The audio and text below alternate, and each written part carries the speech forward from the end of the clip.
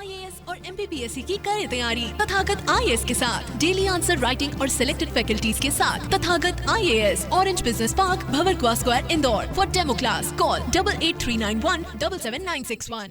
राष्ट्रकूट। अब देखो मध्य प्रदेश में बेसिकली 4 राष्ट्रकूटों को हम पढ़ते हैं, है ना।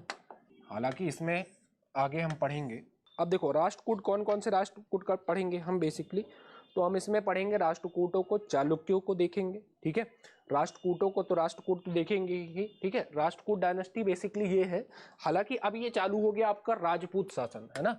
जो राजपूताना रूल चल रहे थे ना, राजपूताना, तो अब ये राजपूताना के अंतर्गत आ जाएंगे राष्ट्रकूट। तो राष्ट्रकूट की बेसिकली 2 ब्रांचेस हम पढ़ के आते हैं। एक पढ़ेंगे आपको बैतूल और अमरावती वाली ब्रांच, और दूसरे पढ़ेंगे मान्यखेत के राष्ट्रकूट, ठीक है। तो ये राजपूताना जो शासन होगा, तो मध्य प्रदेश में आपको राजपूताना शासन देखने को मिलेगा, जिसमें से एक होंगे राष्ट्रकूट, ठीक है। तो इनको स्टार्ट करें राष्ट्रकूट को। कहानी समझे, त्रिपक्षी संघर्ष सबसे ज्यादा इंपॉर्टेंट। ये पूरे के पूरे आपको, चाहे आपके मालवा के परमार हो जाए, परमार तो नहीं कह सकते हो, यहां पर आपको हम आगे समझाएंगे कि एक पाल वंश रहेगा, ठीक है।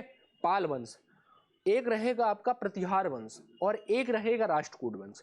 ये लगातार 200 सालों तक लड़ते रहेंगे। इनके जो भी चाचा आएंगे, भाई आएगा, पिताजी आएंगे, बेटा आएगा, ये लड़ते रहेंगे एक दूसरे से, एक जगह को लेकर, सिर्फ कन्नौज को लेकर।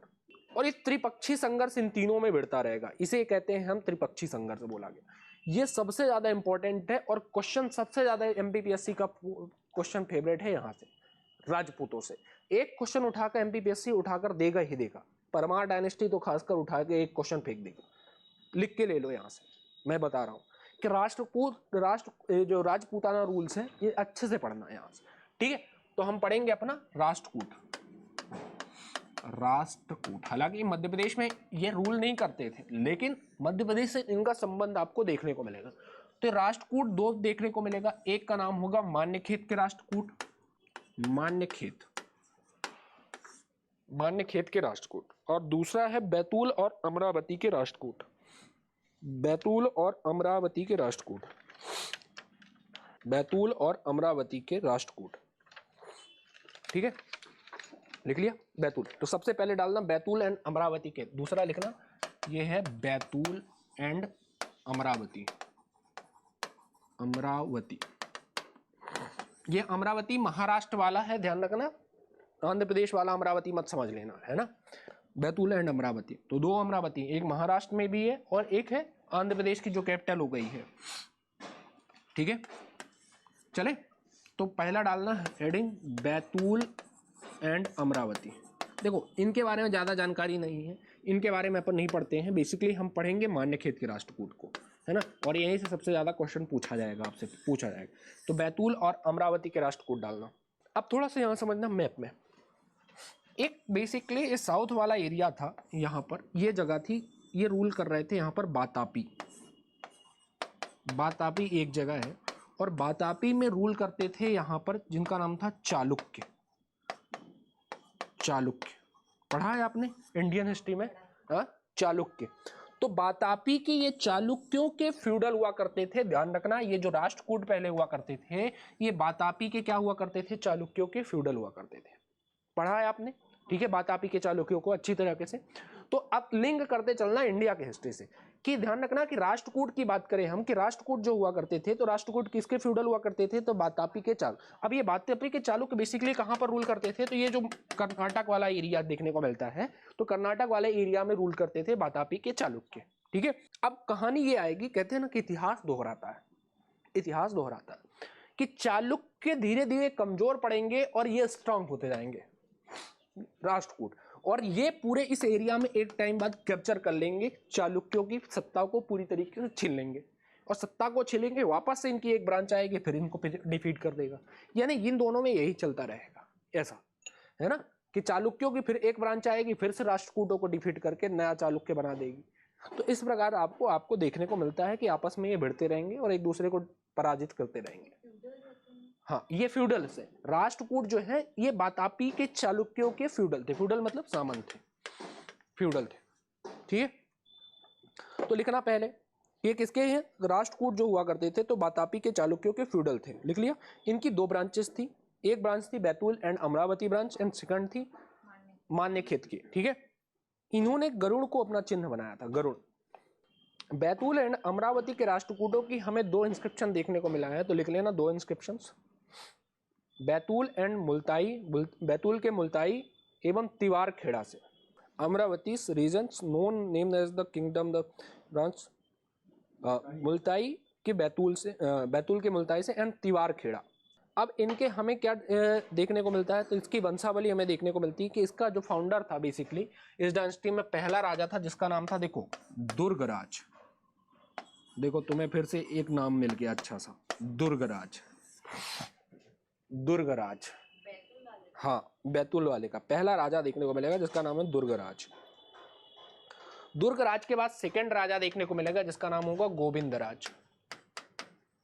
गोविंदराज ये सेकंड रूलर होगा इस डायनेस्टी का, है ना। बेसिकली 4 रूलरों की यहाँ जानकारी हमें प्राप्त होती है। इसके बाद होगा स्वामिक राज, अगला होगा स्वामिक राज।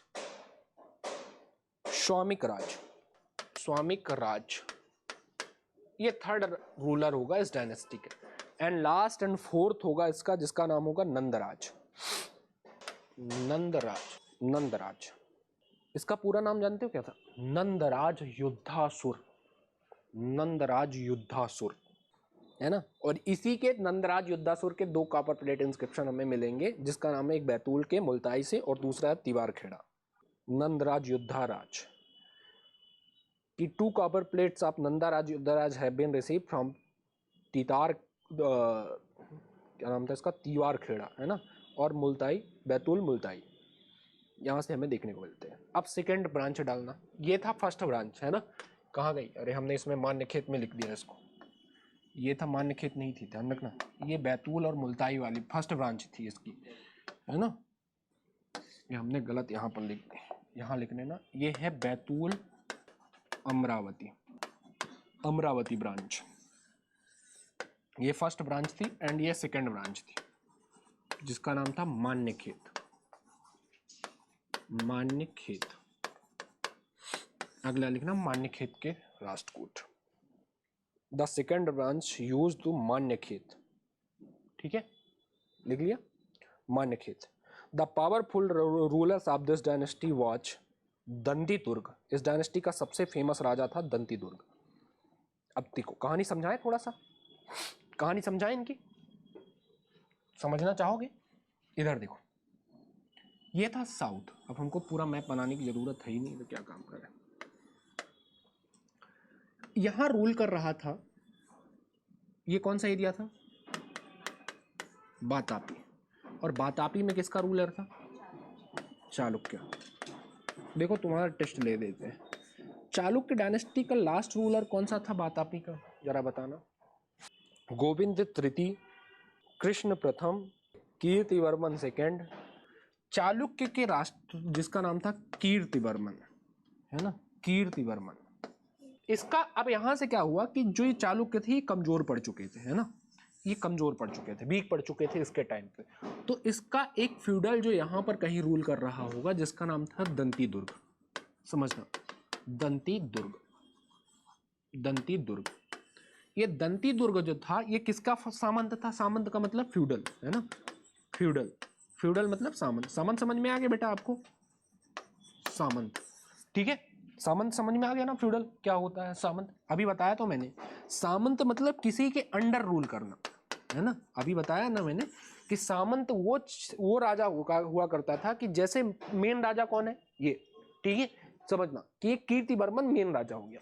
अब इसने इस क्षेत्र को जीत लिया, इस क्षेत्र को जीत लिया, समझना, इस क्षेत्र को जीत लिया। तो ये रूल कहाँ कर रहा है?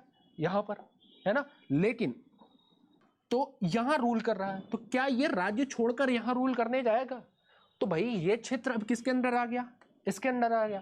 तो इस क्षेत्र में किसी ना किसी राजा को, किसी ना किसी व्यक्ति को बैठा देगा कि भैया यहाँ पर तुम जाकर रूल करो, है ना। यहाँ तो जनता होगी, प्रजा तो होगी यहाँ पर। तो इसने बैठा दिया होगा दंती दुर्ग को, बोला भैया तुम यहाँ पर राजा का रूल करो, और हम कहाँ कर रहे हैं? वातापी में कर रहे हैं। और ये देखा गया इतिहास में कि जितने भी फ्यूडल हुए हैं वो कहीं ना कहीं बाद में जाकर अपने गुरु को ही मार देंगे, अपने बॉस को ही मार देंगे, है ना। कहानी ऐसी चलती आ रही। तो इन्होंने जैसे मौके की तलाश पाया दंती दुर्ग, तो बोला बहुत हो गया तुमसे, अब राज्य नहीं सहा गया, ये कर देगा इस पे अटैक। किस पे? कीर्तिवर्मन सेकंड पर। और अटैक कर देगा तो वातापी के चालुक्यों के यहाँ नष्ट करके इसने अपनी स्वतंत्रता स्थापित कर दी और एक नई डायनेस्टी बना दी और बोला हम बन गए मान्यखेत के राष्ट्रकूट। मान्यखेत के राष्ट्रकूट, मान्यखेत के राष्ट्रकूट, दंती दुर्ग को डिफीट करके। यह दंती दुर्ग किसको डिफीट किया था? कीर्तिवर्मन सेकंड को। और ये कीर्तिवर्मन सेकंड कौन था भाई साहब? चालुक्य ने। इसने चालुक्य शासक कीर्तिवर्मन सेकंड को डिफीट कर, पराजित करके राष्ट्रकूट वंश की स्थापना की। किसने? दंती दुर्ग।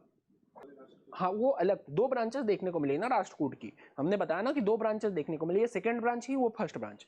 अब यहाँ पर उज्जैन, ये उज्जैन वाला इलाका दिख रहा है, देखना समझना थोड़ा सा। उज्जैन वाला अभी ये थे ब्राह्मण, बेसिकली ब्राह्मण रहते थे, है ना। ये जब इन्होंने अटैक किया तो इसने क्या किया? ये ब्राह्मण थे। अब कहानी समझना कि उज्जैन में उस समय एक रूलर रूल कर रहा, एक डायनेस्टी रूल कर रही थी जिसका नाम था प्रतिहार। अभी आगे कहानी इसको हम त्रिपक्षी संघर्ष में अच्छे से समझाएंगे। प्रतिहार डायनेस्टी देखने को मिलेगी। तो प्रतिहार में एक रूलर रूल कर रहा था जिसका नाम होगा नंदीवर्धन, सॉरी नागभट्ट। तो इसने जैसे ही अपनी सत्ता स्थापित की, अपने आप को इंडिपेंडेंस किया, तो इसने देखा कि प्रतिहारों में एक राजा रूल कर रहा है उज्जैन में जिसका नाम होगा नागभट्ट। नागभट्ट समझना। तो ये दंती दुर्ग क्या करेगा कि नागभट्ट पर जैसे मौका मिला तो इस पे भी अटैक कर दिया। और जब इससे अटैक कर दिया तो उज्जैन वाला रीजन इससे छीन लिया और जाकर यहां पर इसने एक दान दिया जिसे बोला गया हिरण्य गर्भदान। हिरण्य कैसे लिखते हैं? हिरण्य गर्भदान। हाँ, हिरण्य गर्भदान क्या होता है? तो हिरण्य गर्भदान जब करते हैं हम, कोई ब्राह्मण किसी चीज में बहुत सारी सोने चांदी को हिरण्य गर्भदान देता है, यज्ञ कराता है, उसमें दान करने के बाद ये छत्री बन जाते हैं, ऐसा बोलते हैं। तो इसने क्या किया कि उज्जैन के प्रतिहार रूलर नागभट्ट को डिफीट किया और यहां पर जाकर एक हिरण्य गर्भदान दिया और अपनी सत्ता स्थापित की और बोला आज से मैं छत्री वंश हूं, है ना। ये ध्यान रखना, छत्री डायनेस्टी बन गई। समझ में आ गए अपने आप को? हाँ, दंती दुर्ग ने। इधर कौन रूल कर रहा था भाई साहब? वातापी के चालुक्य।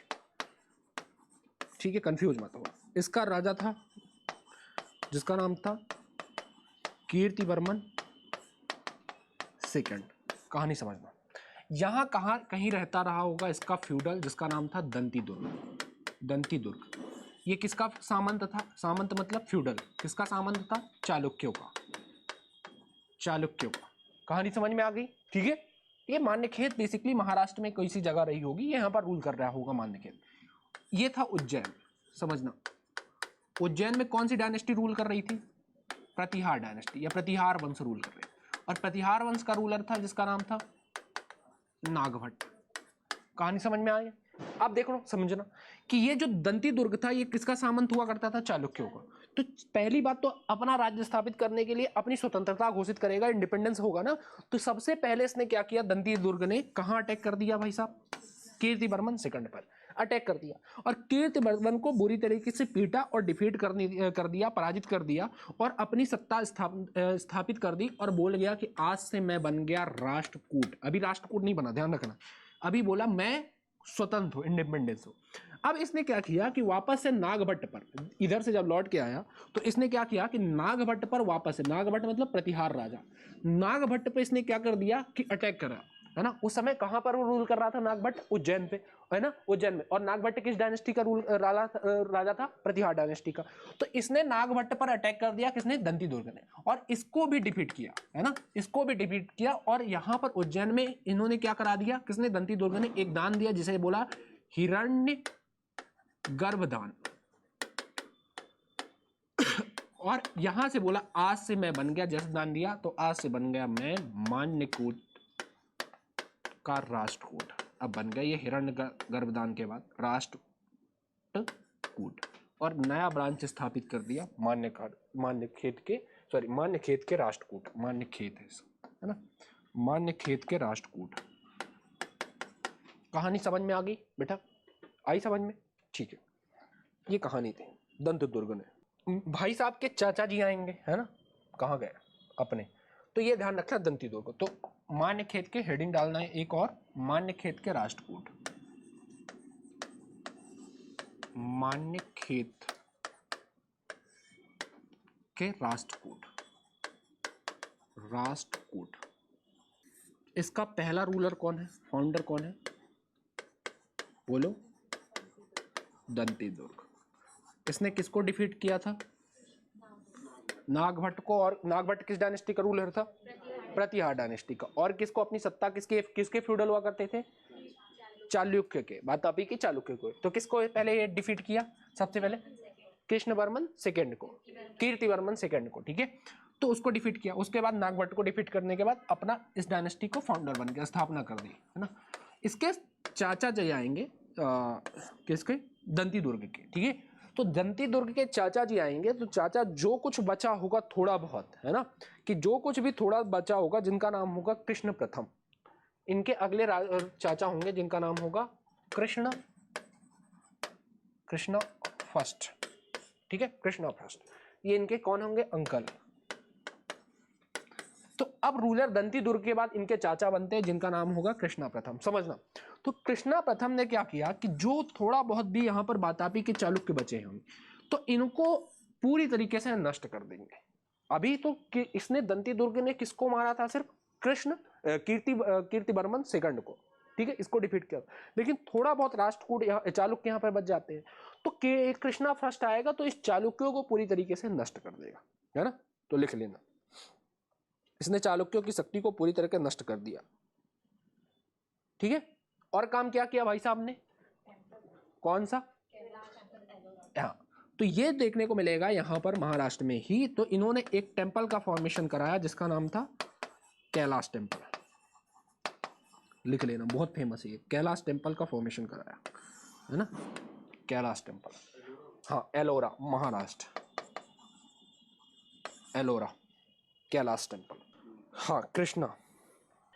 अब आएंगे Govind third, Govind second, Govind second, अगला रूलर बनेंगे गोविंद सेकंड, ठीक है। कृष्ण प्रथम के बाद रूलर बनेंगे गोविंद सेकंड।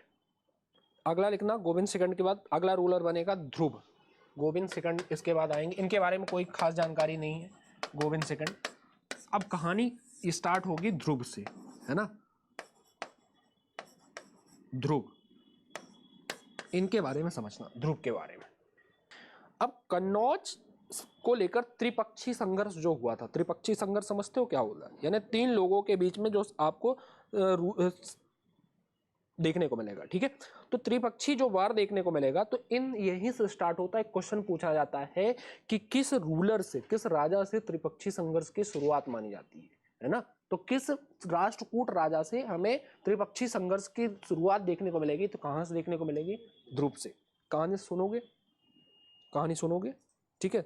बता दें कहानी इनकी कि आगे पढ़ाएं इसकी कहानी, बोलो जल्दी से, जैसा बोलो वैसे करेंगे। चले देखो, कहानी स्टार्ट करते हैं। कन्नौज पता है इंडिया में कहां पर था, कहां था, ये था कन्नौज, कन्नौज, ठीक है, कन्नौज। तो कन्नौज में एक उस समय राजा था जिसका नाम था इंद्रासुर करके ऐसे कुछ राजा का नाम था ना, राजा का नाम भूल रहा है, ठीक है, राजा का नाम भूल रहा है। यहां पर ये मालवा रीजन दिख रहा है आपको, मालवा, उज्जैन वाला मालवा, मालवा। तो मालवा में उस टाइम पे रूल कर रहे थे प्रतिहार, समझना कौन रूल कर रहा था, प्रतिहार डायनेस्टी। ये वाले रूल यहां पर रूल कर रहे थे कौन, राष्ट्रकूट, राष्ट्रकूट। और इधर बंगाल के आसपास रूल कर रही थी जिनका नाम था पाल वंश, पाल डायनेस्टी। क्लियर हो गया यहां तक, ठीक है, बोलो यहां तक कोई दिक्कत। तो प्रतिहारों में एक राजा था जिसका नाम होगा, ध्यान रखना, वत्सराज, वत्सराज, ध्यान समझना कि प्रतिहारों में एक राजा होगा जिसका नाम है वत्सराज, वत्सराज। वहां पर मैंने आपको नागभट्ट सेकंड लिखाया था क्या, फर्स्ट लिखाया था ना, हाँ पहले वाले में, है ना, नागभट्ट फर्स्ट ही था ना, बस ये ध्यान रखना, वत्सराज, ठीक है। अब थोड़ा सा समझना कि इधर था रूलर वत्सराज, यहाँ पाल डायनेस्टी में एक रूलर था जिसका नाम था धर्मपाल। धर्मपाल, ये पढ़ा है आपने मेन हिस्ट्री में, हाँ ठीक है, पढ़ा होगा तो बहुत अच्छी तरीके से समझ में आएगा, धर्मपाल। और यहाँ पर कौन रूल कर रहा था राष्ट्रकूट में, अभी हमने बताया आपको, ये उस टाइम पे बहुत पावरफुल क्षेत्र रहा था कन्नौज। अब कन्नौज क्या था, क्योंकि यहाँ पर बेसिकली जो ट्रेड रूट हुआ करता था, यहाँ से पासेस होता था, तो मेन पावरफुल सेंटर उस समय यहीं देखने को मिलता। फिर गंगा यमुना रिवर का सेंटर था यहाँ पर, है ना, तो आपको इरिगेशन प्रोजेक्ट अच्छा देखने को मिलता है, यानी एग्रीकल्चर लैंड यहाँ पर अच्छा देखने को मिल जाएगा, है ना, यानी सब तरह से ये कन्नौज रिवर इंपॉर्टेंट था। तो उस टाइम पे ये जो क्षेत्र थे, ये राजा थे आपस में इसको लेकर ये चाहते थे कि ये मुझे मिल जाए, ध्यान समझना। तो इसके लिए कहानी अब चलेगी कि सबसे पहले वत्सराज ने अटैक कर दिया कहां पर, कन्नौज पर, ध्यान रखना, कन्नौज पर अटैक करा और इंद्रासुर को डिफीट कर दिया। जो यहाँ का राजा था उस समय, उसको डिफीट करके सॉरी वत्सराज इसको अपने कैप्चर में ले लिया। कहानी समझना, ठीक है, यहां तक समझ में आया। इसके बाद बात करें हम धर्मपाल, तो धर्मपाल भाई साहब ये अपने राज्य का एक्सपेंशन धीरे धीरे कर रहे थे। पहले समझ लो फिर लिखो कि धर्मपाल भाई साहब अपने राज्य का एक्सपेंशन करते रहे और पहुंच गए कहां तक, आपको देखने को मिलेगा कि प्रयागराज इलाहाबाद तक पहुंचे। फिर वहां से रुके नहीं, आगे बढ़ गए और कहां तक पहुंच गए, कन्नौज तक।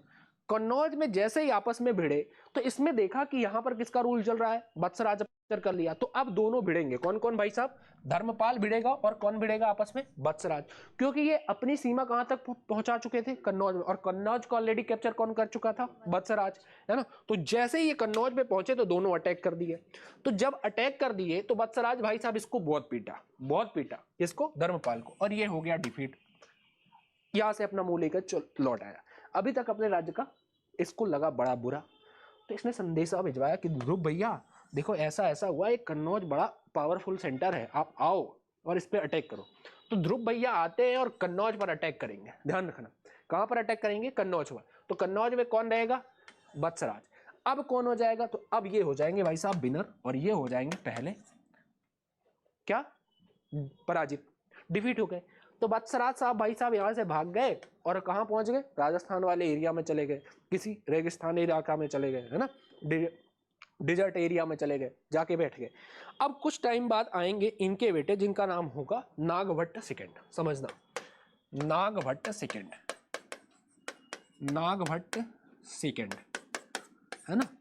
अब अपने पापा जी का बदला तो लेने वाले हैं, छोड़ेंगे थोड़ी नागभट्ट सेकंड, है ना, कहने समझ में आ रही है। और इधर रूल करना स्टार्ट हो जाएगा गोविंद थर्ड, है ना, गोविंद सेकंड तो हमने बता दिया। तो अब रूलर कौन करेगा यहाँ पर, ध्रुव के बाद अगला रूलर कौन होगा, जिसका नाम होगा गोविंद थर्ड। कहानी समझ में आ गई। और इधर तो पाल में अभी भी धर्मपाल चाचा ही बैठे हैं, है ना, चाचा। अब क्या हुआ कि जैसे ही, समझना थोड़ा सा कहानी वापस से समझना, ये कहानी समझना थोड़ा सा वापस से, कि अब क्या हो गया, अब ये जो थे ध्रुव भैया थे, यहाँ कन्नौज को छोड़कर वापस से वातापी आ गए। वत्सराज भैया भग गए थे कहां पर, रेगिस्तान वाले इलाके में, बचा कौन था, धर्मपाल। तो धर्मपाल चाचा जाकर मौके की परास्त पाया और कन्नौज पर अपना अधिकार कर लिया। कहानी समझ में आ रही, पूरी नहीं आ रही। कहानी कहां से स्टार्ट हुई कि कन्नौज में एक रूलर रूल कर रहा था जिसका नाम था इंद्रायुध या इंद्रासुर का नाम, कैसा कुछ नाम, राजा नाम था, एग्जैक्ट राजा का नाम भूल रहा है मुझे। तो उस समय मालवा पे कौन रूल कर रहे थे, मालवा में कौन सी डायनेस्टी रूल कर रही थी, प्रतिहार, ठीक है, प्रतिहार डायनेस्टी। प्रतिहार डायनेस्टी के रूलर कौन था, वत्सराज। तो वत्सराज ने सबसे पहले अटैक कहां किया, कन्नौज पर, यानी स्टार्टिंग कहां से हुई, प्रतिहार से हुई। ध्यान रखना कि कन्नौज पे सबसे पहले किस राजा ने अटैक किया था, तो प्रतिहार ने, ठीक है, ध्यान रखना कि प्रतिहार का वत्सराज ने अटैक किया। तो जब अटैक किया तो अपने कैप्चर में ले लिया प्रतिहार ने इसको। कहानी समझ में आया यहां तक। इसके बाद धर्मपाल अपने राज्य का एक्सपेंशन करते करते कहां तक पहुंच गया, कन्नौज तक। तो जैसे कन्नौज में पहुंचा तो कन्नौज में भिड़ जाएंगे ये कौन, दोनों, धर्मपाल और वत्सराज। तो इसमें विनर कौन होगा, वत्सराज विनर होगा, और पराजित कौन होगा, डिफीट कौन होगा, धर्मपाल। धर्मपाल ने फिर देखा कि एक राष्ट्रकूट डायनेस्टी रूल कर रही जो अच्छी पावरफुल रूलर है, जहां पर जिसका नाम था ध्रुव। तो ध्रुव साहब को संदेश भेजेगा कि ये जो कन्नौज है बड़ी एग्जैक्ट लोकेशन है, बड़ी अच्छी लोकेशन है। ये गए कन्नौज पे, ये अटैक कर देंगे ध्रुव भैया, ध्रुव कर देंगे तो इसको पराजित कर देंगे। और इससे अपने ध्रुव से जैसे ये वत्सराज के आ गए, अपनी जान बचाने के लिए भाग गया उधर रेगिस्तान वाले इलाके में। अब जब रूलर होगा और लगभग ये कन्नौज पे कुछ टाइम तक ये रूल करेंगे, वापस से ये चले आएंगे कहां पर, बातापी में, है ना, ध्रुव भैया चले आए। तो देखा कि ये प्रतिहार भी यहाँ पर नहीं है, धर्मपाल पड़ गया अकेला बेचारा कि अच्छा मौका है, और मौके की तलाश में किसको कैप्चर कर लिया, कन्नौज को कैप्चर कर लिया। अब इसके आएंगे बेटा भैया नागभट्ट सेकंड, नागभट्ट सेकंड आएंगे। तो नागभट्ट सेकंड होंगे तो तब तक ध्रुव भैया के बेटे बन चुके होंगे इधर गोविंद सेकंड, लेकिन धर्मपाल अभी भी राजा, ध्यान रखना, धर्मपाल अभी भी राजा बैठा हुआ है। धर्मपाल में भी कोई भी चेंजेस नहीं देखने को मिलेगा, इधर पाल डायनेस्टी में कोई भी आपको चेंजेस नहीं देखने को मिलेगा। तो नागभट्ट अपने पापा जी का बदला लेंगे कि नहीं बदला लेंगे, भैया ऐसे कैसे छोड़ दूंगा तुम्हें। नागभट्ट से ये भैया ने कहां पर अटैक किया, वापस से कन्नौज पर। अब कौन बचेगा, धर्मपाल और नागभट्ट में फिर से वापस से कौन जीतेगा, नागभट्ट जीत जाएगा, ठीक है, नागभट्ट जीतेगा, ध्यान रखना। लेकिन नागभट्ट जीतेगा तो ये इनसे रहा थोड़ी जाएगा, वापस से एक लीडर लिखेंगे, किसको, गोविंद थर्ड जी को। बोलेंगे तुम्हें समझ में आ रहा है गोविंद भैया जी, तुम्हें नहीं समझ में आ रहा है कि यहाँ जो नागभट्ट साहब है ना, तुम्हारे बारे में बड़ा बुरा भला बोल रहे थे कि आ जाए कोई माई कलाल हो तो हमसे युद्ध करके देखे, हम उसकी गरी गरी को गोटी गोटी गोटी काट के गंगा नदी में बहा देंगे, यमुना नदी में बहा देंगे, है ना। ये किसने लिखा, बढ़िया सा एक लव लेटर लिखा धर्मपाल भैया ने भड़काने के लिए, है ना। तो गोविंद भैया जी आएंगे वापस से, किस पे अटैक करेंगे, नागभट्ट साहब पे, नागभट्ट को पराजित करेंगे, डिफीट करेंगे, है ना, इसको डिफीट कर देंगे और ये हो जाएंगे विनर, वापस से विनर होंगे। अरे बुड़बक, अब ये बुड़बक हो चुका होगा ना धर्मपाल, अरे बुड़बक तू मेरे को भड़का रिया था, अभी मैं तुमको बताता हूँ। तो ये धर्मपाल पर भी डिफीट करेंगे, इसको भी पराजित करेंगे और इस क्षेत्र में अपना कब्जा कर लेंगे। कहानी समझ में आ गई, त्रिपक्षीय संघर्ष, और ये लगभग 200 वर्षों तक ऐसे युद्ध चलेगा। इनका बेटा भी आएगा, वो भी भिड़ेगा, बाद में यही होगा, ठीक है। अब गोविंद थर्ड जो होंगे, तो गोविंद थर्ड ने धीरे से, ये मालवा वाला रीजन था, तो मालवा बेसिकली धर्मपाल का रीजन अंडर में था। क्यों मालवा वाला रीजन धर्मपाल के अंदर चला गया था, क्योंकि ये जो वत्सराज था, तो वत्सराज यहां से भाग चुका था, तो इसको कैप्चर उस टाइम पे कौन कर लिया था, धर्मपाल। तो ये जब गोविंद थर्ड जी होंगे, तो गोविंद थर्ड क्या करेंगे कि धर्मपाल से मालवा को छीन लेंगे। कहानी समझ में आ गई पूरी की पूरी। तो मालवा से छीन लेंगे, तो इसने अपने एक व्यक्ति होगा जिसका नाम होगा, इसका एक सेनापति या सिपाही होगा जिसका नाम होगा उपेंद्र राज, समझना, उपेंद्र राज, आप समझते रहना, उपेंद्र राज। तो उपेंद्र राज को भैया यहाँ पर बैठा के चलाएगा कि अब शासन करो तुम मालवा पर। तो उपेंद्र राज किसके अंडर, यानी किसका सामंत हो जाएगा, गोविंद थर्ड का, ठीक है। और यही उपेंद्र राज कुछ टाइम बाद एक नई डायनेस्टी का परमार वंश की संसा वो हो जाएगा। कहानी समझ में आ गई, हाँ, उज्जैन वाला, उज्जैन में कौन सा तुम बोले, अच्छा नागभट्ट वाला। देखो कहानी ऐसी थी, और बाकी पूरी कहानी समझ में आ गई, ठीक है। कि इधर रूल कर रहे थे मालवा में प्रतिहार, समझना थोड़ा सा एक बार और वापस से समझ लो कि बहुत इंपॉर्टेंट है। प्रतिहार में रूलर कर रहा था जिसका नाम था वत्सराज, पहला राजा था वत्सराज, ठीक है। इधर बातापी में कौन रूल कर रहा था, राष्ट्रकूट, राष्ट्रकूट का पहला राजा था ध्रुव, ठीक है। इधर कौन रूल कर रहा था, पाल, और पाल में कौन रूल कर रहा था, बोलो, ये कौन सा क्षेत्र था, सबसे बड़ा सेंटर था यही, और इसी को लेकर युद्ध चलेगा, त्रिपक्षीय संघर्ष, तीनों राजा भी भिड़ेंगे। तो सबसे पहले अटैक कौन करेगा, यहां भाई साहब अटैक करेंगे, अटैक करेंगे, ठीक है, और इसको अपने कैप्चर में ले लेंगे वत्सराज। लेकिन धर्मपाल से रहा नहीं जाएगा, ये भी अपने राज्य का एक्सपेंशन करते आ जाएगा अटैक में। तो ये राजा आपस में दोनों एक टाइम में भिड़ेंगे, ये दोनों आपस में क्या हो जाएंगे, भिड़ेंगे। तो इसमें डिफीट कौन होगा, ये, और विनर कौन हो गया। लेकिन ध्रुव भैया खाली थोड़ी बैठेंगे, वापस से यहाँ कन्नौज में अटैक करेंगे। तो जब अटैक करेंगे तो अब कौन बढ़ेगा, ये तो पहले हार चुका होगा, तो ये तो साइड हट गया, तो अब दोनों भिड़ेंगे, ये दोनों, ठीक है। तो विनर कौन होगा, ये, और पराजित कौन होगा, डिफीट कौन होगा, वत्सराज। कहानी समझ में आ गई। अब वत्सराज का बेटा होगा जिसका नाम होगा नागभट्ट सेकंड, ध्रुव का बेटा होगा गोविंद थर्ड, ठीक है, गोविंद थर्ड। धर्मपाल अभी भी राजा बना हुआ है, लेकिन अब ये वत्सराज भैया चाप भाग चुके हैं, कहां पर, इधर कहीं दूर भग गए, है ना, दूर भग गए।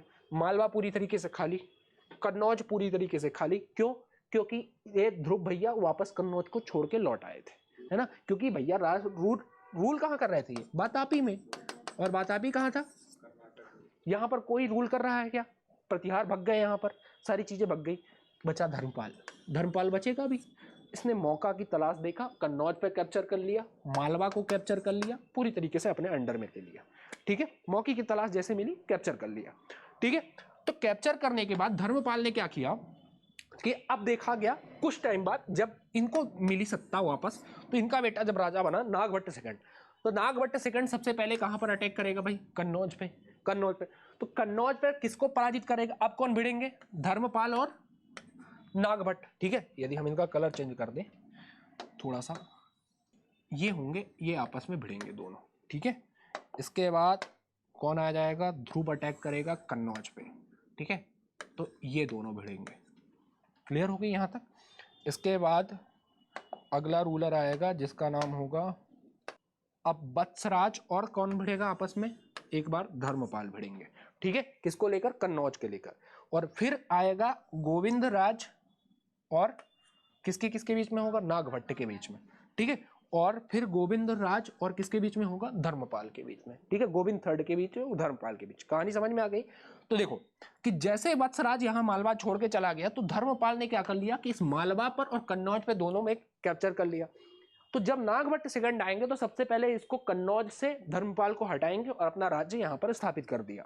ठीक है, कन्नौज पर कैप्चर कर लिया, लेकिन मालवा अभी भी अंडर में किसके हैं? धर्मपाल के, है ना। तो जब इनको संदेश भिजवाएगा धर्मपाल, क्योंकि इससे रहा नहीं गया, तो धर्मपाल वापस से संदेश भिजवाएगा कि ऐसा ऐसा हो रहा है। तो गोविंद थर्ड आएंगे अपनी सेना लेकर, कन्नौज पर आक्रमण करेंगे। तो गोविंद थर्ड जब आएगा तो कन्नौज पर अटैक किया, तो नागभट्ट साहब को यहाँ पर क्या कर दिया? हरा दिया। और विनर कौन हो गए? गोविंद थर्ड जी। तो जब गोविंद थर्ड यहाँ पर हो गए, तो वापस से जब ये लौट रहे होंगे तो देखा कि मालवा पर कौन रूल कर रहा है? धर्मपाल। तो इसको बोलेगा, रे बुढ़वा, तू ही मेरे को भड़काया था, तो तुझे कैसे छोड़ दूंगा, है ना।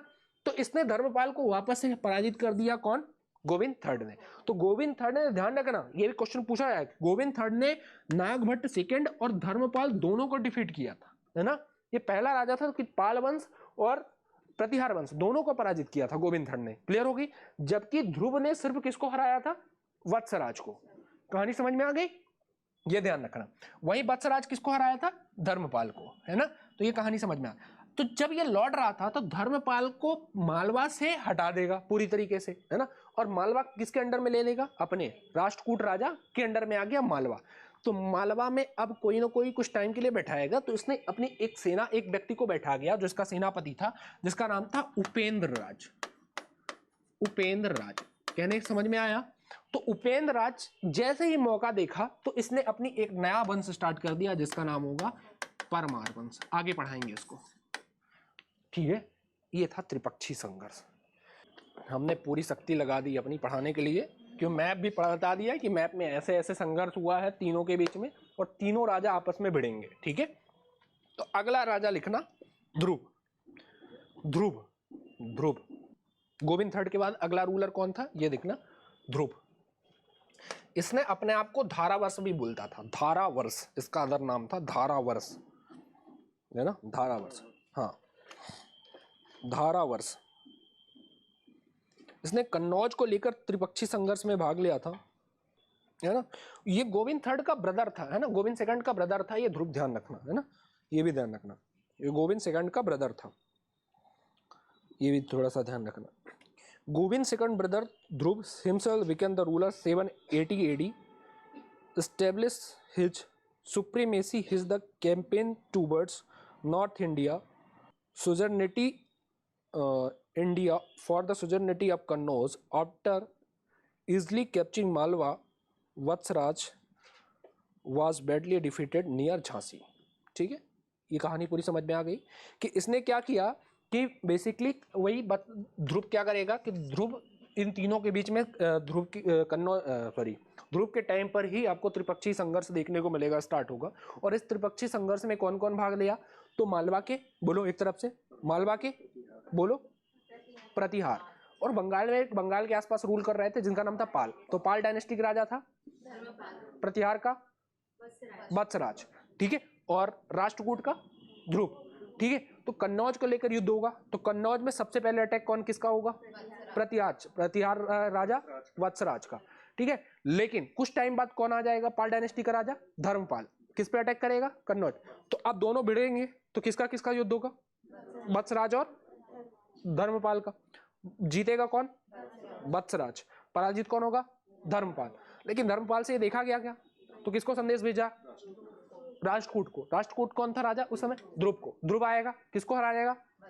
वत्सराज को। वत्सराज को हराएगा, कन्नौज को कैप्चर कर लेगा, अपने अंडर में ले लिया, लौट आया ध्रुवराज, वापस से अपने साम्राज्य में आ गया। वहां से मालवा भी खाली हो गया पूरा, ठीक है, क्योंकि वत्सराज भाग गया था यहाँ से, ठीक है। कन्नौज खाली हो गया पूरा। अब बचा कौन था? याद करो, धर्मपाल बचा था ना। तो धर्मपाल मौका पाया, किसको कैप्चर कर लिया? कन्नौज को कैप्चर कर लिया। कन्नौज को, कन्नौज को जैसे कैप्चर किया तो वापस से इसका बेटा आएगा, किसका? नागभट्ट सेकेंड। नागभट्ट फर्स्ट नहीं, नागभट्ट सेकेंड, है ना। तो नागभट्ट सेकेंड किसके अटैक करेगा? कन्नौज पर। कन्नौज पर अटैक करेगा तो कौन पराजित होगा? धर्मपाल, क्योंकि ऑलरेडी रूल कर रहा था धर्मपाल, ठीक है। यहाँ तक हो गया कहानी। फिर अगला धर्मपाल जैसे डिफीट हुआ तो इसने धर्मपाल फिर से, अब इसके राष्ट्रकूट में कौन राजा हो गया? गोविंद थर्ड। तो गोविंद थर्ड देखा कि नहीं, अब यहाँ पर इनको जैसे संदेश पहुंचा कि ये चीजें, तो गोविंद थर्ड वापस से अटैक करती है। तो सबसे पहले गोविंद थर्ड किसको हराएगा? नागभट्ट सेकेंड को हराएगा, ठीक है। तो मालवा पर किसका अधिकार हो चुका था? धर्मपाल का, ठीक है। तो वापस से जब लौट रहा होगा तो मालवा पर भी किसका अटैक, किसको पराजित करेगा? धर्मपाल को पराजित होगा और वहां से मालवा पे कैप्चर कर लेगा। मालवा पर किसको बैठा के आएगा? और उपेंद्र राज ही बाद में क्या करेगा? ये पूरी कहानी थी, ठीक है। तो ये ध्यान रखना। और स्टार्टिंग कहां से होती है? त्रिपक्षी संघर्ष में किस राष्ट्रकूट शासक से? ऐसा क्वेश्चन पूछा वत्स नहीं, राष्ट्रकूट की पूछ रहा हूं बेटा, ध्रुव से, है ना, ये ध्यान रखना। इसलिए अपने आपको उसने धारावर्ष, धारा पे अटैक किया था, इसलिए इसे बोला जाता है धारावर्ष। धारा नगरी धार को बोला जाता है ना, संभवतः ऐसा हुआ होगा मेरे हिसाब से, है ना। वत्सराज, तो लिख लेना कि इसने त्रिपक्षी संघर्ष में भाग लेने वाला ये फर्स्ट राष्ट्रकूट रूलर था ये, है ना। इसी प्रकार गोविंद लिख लेना। इसके समय राष्ट्रकूटों की शक्ति जो थी मेन पावरफुल में आ गई, बहुत पावरफुल हो गए थे राष्ट्रकूट गोविंद थर्ड के आते आते। ये पूरा डायग्राम बना लिया आप लोगों ने। और इसमें भी लिख लेना किसने किसको किसको डिफीट किया था, ये लिख लेना। धर्मपाल को हराया था इसने नागभट्ट सेकंड से, ठीक है, ये लिख लेना। और एक नोट डाल के वहां पर लिख लेना आप लोग। लिखाऊं क्या कि लिख लोगे आप लोग? लिख लोगे, ठीक है। हाँ, उपेंद्र राज वाला नोट जरूर करके लिखना गोविंद थर्ड में, है ना। अगला रूलर ध्रुव के बाद कौन होगा? गोविंद थर्ड, है ना। ये वाला लिख लेना, ये इंपॉर्टेंट है, आगे पढ़ाएंगे हम इसको जब उपेंद्र राज को पढ़ाएंगे परमार में, तो उसको बताएंगे यहीं से वापस से, ठीक है। लिख लेना कि प्रतिहारों से मालवा जीतकर, प्रतिहारों से मत लिखना इसमें, प्रतिहारों से नहीं जीता था इन्होंने, पालों से जीता था, हाँ लिख लेना। हाँ। एक अपना अधिकारी को यहाँ पर बैठा देगा जिसका नाम होगा उपेंद्र राज, और उपेंद्र राज बाद में ही परमार डायनेस्टी की संस्थापक हो, फाउंडर होगा। गोविंद थर्ड का एक इंस्क्रिप्शन मंदसौर से मिला, ये लिखना, मंदसौर के इंद्रगढ़ से मिला। और अच्छा पढ़ना होगा तो किसी दिन और अच्छे से वापस से एक इसमें और अच्छा हम बता सकते हैं, ठीक है। इसमें बाद होगा, अगला रूलर होगा बेटा अमोघ वर्ष। गोविंद थर्ड के बाद अगला रूलर होगा अमोघ वर्ष। अगला रूलर होगा जिसका नाम होगा अमोघ वर्ष, ठीक है, अमोघ वर्ष। ये बेसिकली अब यहाँ से हो गया, ये जैनों को फॉलो करना स्टार्ट हो गया। ध्यान रखना कि ये जैन धर्म को संरक्षण दिया और जैनों धर्म को फॉलो कर रहा था, है ना। तो जैन धर्म का अनुयायी था ये। अमोघ वर्ष ने एक बुक लिखी थी जिसका नाम था बेटा कविराज मार्ग, लिख लेना। किस लैंग्वेज में थी ये? कन्नड़ लैंग्वेज में, है ना। इसके दरबार में जो इसका राजा का वो चल रहा था दरबार, दो स्कॉलर रहते थे, याद है, पढ़ा है। एक का नाम था महावीराचार्य और एक का नाम था जिनसेन। जिनसेन ने आदि पुराण की रचना की थी और महावीराचार्य ने गणित संग्रह लिखा था, गणित सार संग्रह। हाँ, महावीराचार्य ने गणित सार संग्रह लिखा था और जिनसेन ने आदि पुराण। अब थोड़ा सा इसकी कहानी सुनोगे अमोघ वर्ष की। जब अमोघ वर्ष क्या कर रहा था, तो उस समय सैन्य संघर्ष कर रहा था। कहाँ पर? लगभग मालवा और कन्नौज को लेकर इसके पिता जब वो कर रहे थे, है ना, भ्रमण कर रहे थे कि भाई मालवा को हराना है, कन्नौज को हराना है ना। तो उस टाइम पे ये इनकी वाइफ भी साथ में जाती थी, है ना, ध्यान रखना। तो गोविंद थर्ड जब अपने संघर्ष टाइम पे जीवन में मतलब कर रहे थे, कैप्चर करना था इनको, कन्नौज को कैप्चर करना था, है ना, और वो मालवा वाला रीजन को कैप्चर करना था। तो नर्मदा नदी के तट के आसपास जब ये रह रहे थे मालवा वाले रीजन में, तो अमोघ वर्ष का जन्म पता है वहीं पर हुआ था। जब ये नर्मदा रिवर के आसपास वाले में, मालवा के आसपास रह रहे थे, तो उसी टाइम पे अमोघ वर्ष का जन्म हुआ था, है ना। तो ये भी ध्यान रखना कि अमोघ वर्ष का जो जन्म हुआ है वो किसके रिवर, कौन सी रिवर के बैंक के आसपास हुआ था, तो नर्मदा रिवर के बैंक के आसपास देखने को मिलेगा, है ना। और अमोघ वर्ष का एक इंस्क्रिप्शन जबलपुर के कारी कलाई से हमें देखने को मिलता है, जबलपुर के कारी कलाई, ठीक है। अब आएंगे कृष्ण सेकंड, तो कृष्ण सेकंड वापस से भाई भिड़ेंगे, है ना, ऐसे थोड़ी बचेंगे कृष्ण सेकंड साहब, तो फिर से प्रतिहार और ये आपस में भिड़ेंगे। इनकी कांटे की टक्कर चले जाएगी लगभग 200 सालों तक, यही युद्ध जब तक ये डायनेस्टी चलेगी तब तक इन तीनों के बीच में पाल, प्रतिहार और राष्ट्रकूट आपस में भिड़ते रहेंगे, ये तीनों आपस में भिड़ते रहेंगे, और कोई ना इनको ज्यादा ऊपर बढ़ने देता ना वो नीचे आते, है ना। आपस में तीन बड़ी महाशक्तियां थी ना, हमेशा ये ध्यान रखना। इसीलिए पहले इतिहास में ये कहा गया है कि कोई आपस में दो बड़ी महाशक्तियां होंगी, वो आपस में टकराने से अच्छा है कि उनमें संबंध बना लो, चाहे मित्रतापूर्वक संबंध बना लो, चाहे वैवाहिक संबंध बना लो, तो उससे आपका शासन सुरक्षित रहेगा, है ना, ध्यान रखना। और सिर्फ ये एक चीज को लेकर सिर्फ कन्नौज पे तीनों कैप्चर करना चाहते थे, एक चीज को लेकर ये आपस में भिड़ते रहेंगे। अभी आएगा कृष्ण, जो आपका कृष्ण सेकंड होगा, तो उस समय प्रतिहार रूलर होगा जिसका नाम होगा मिहिर भोज।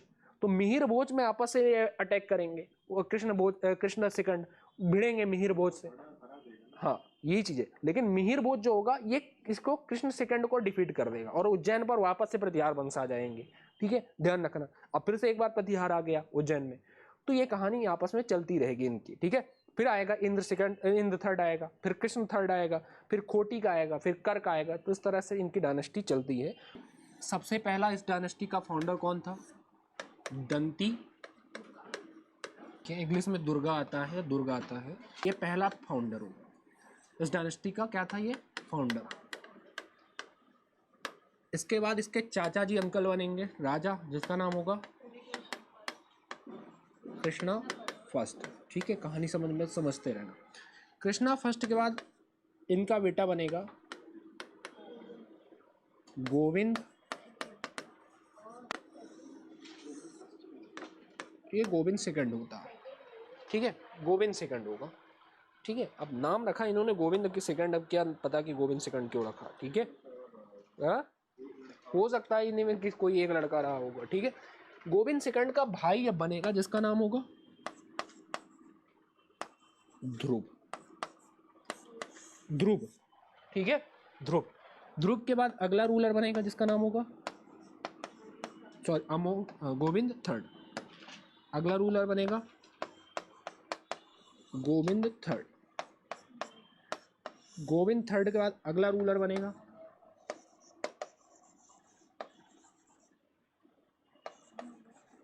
वर्ष।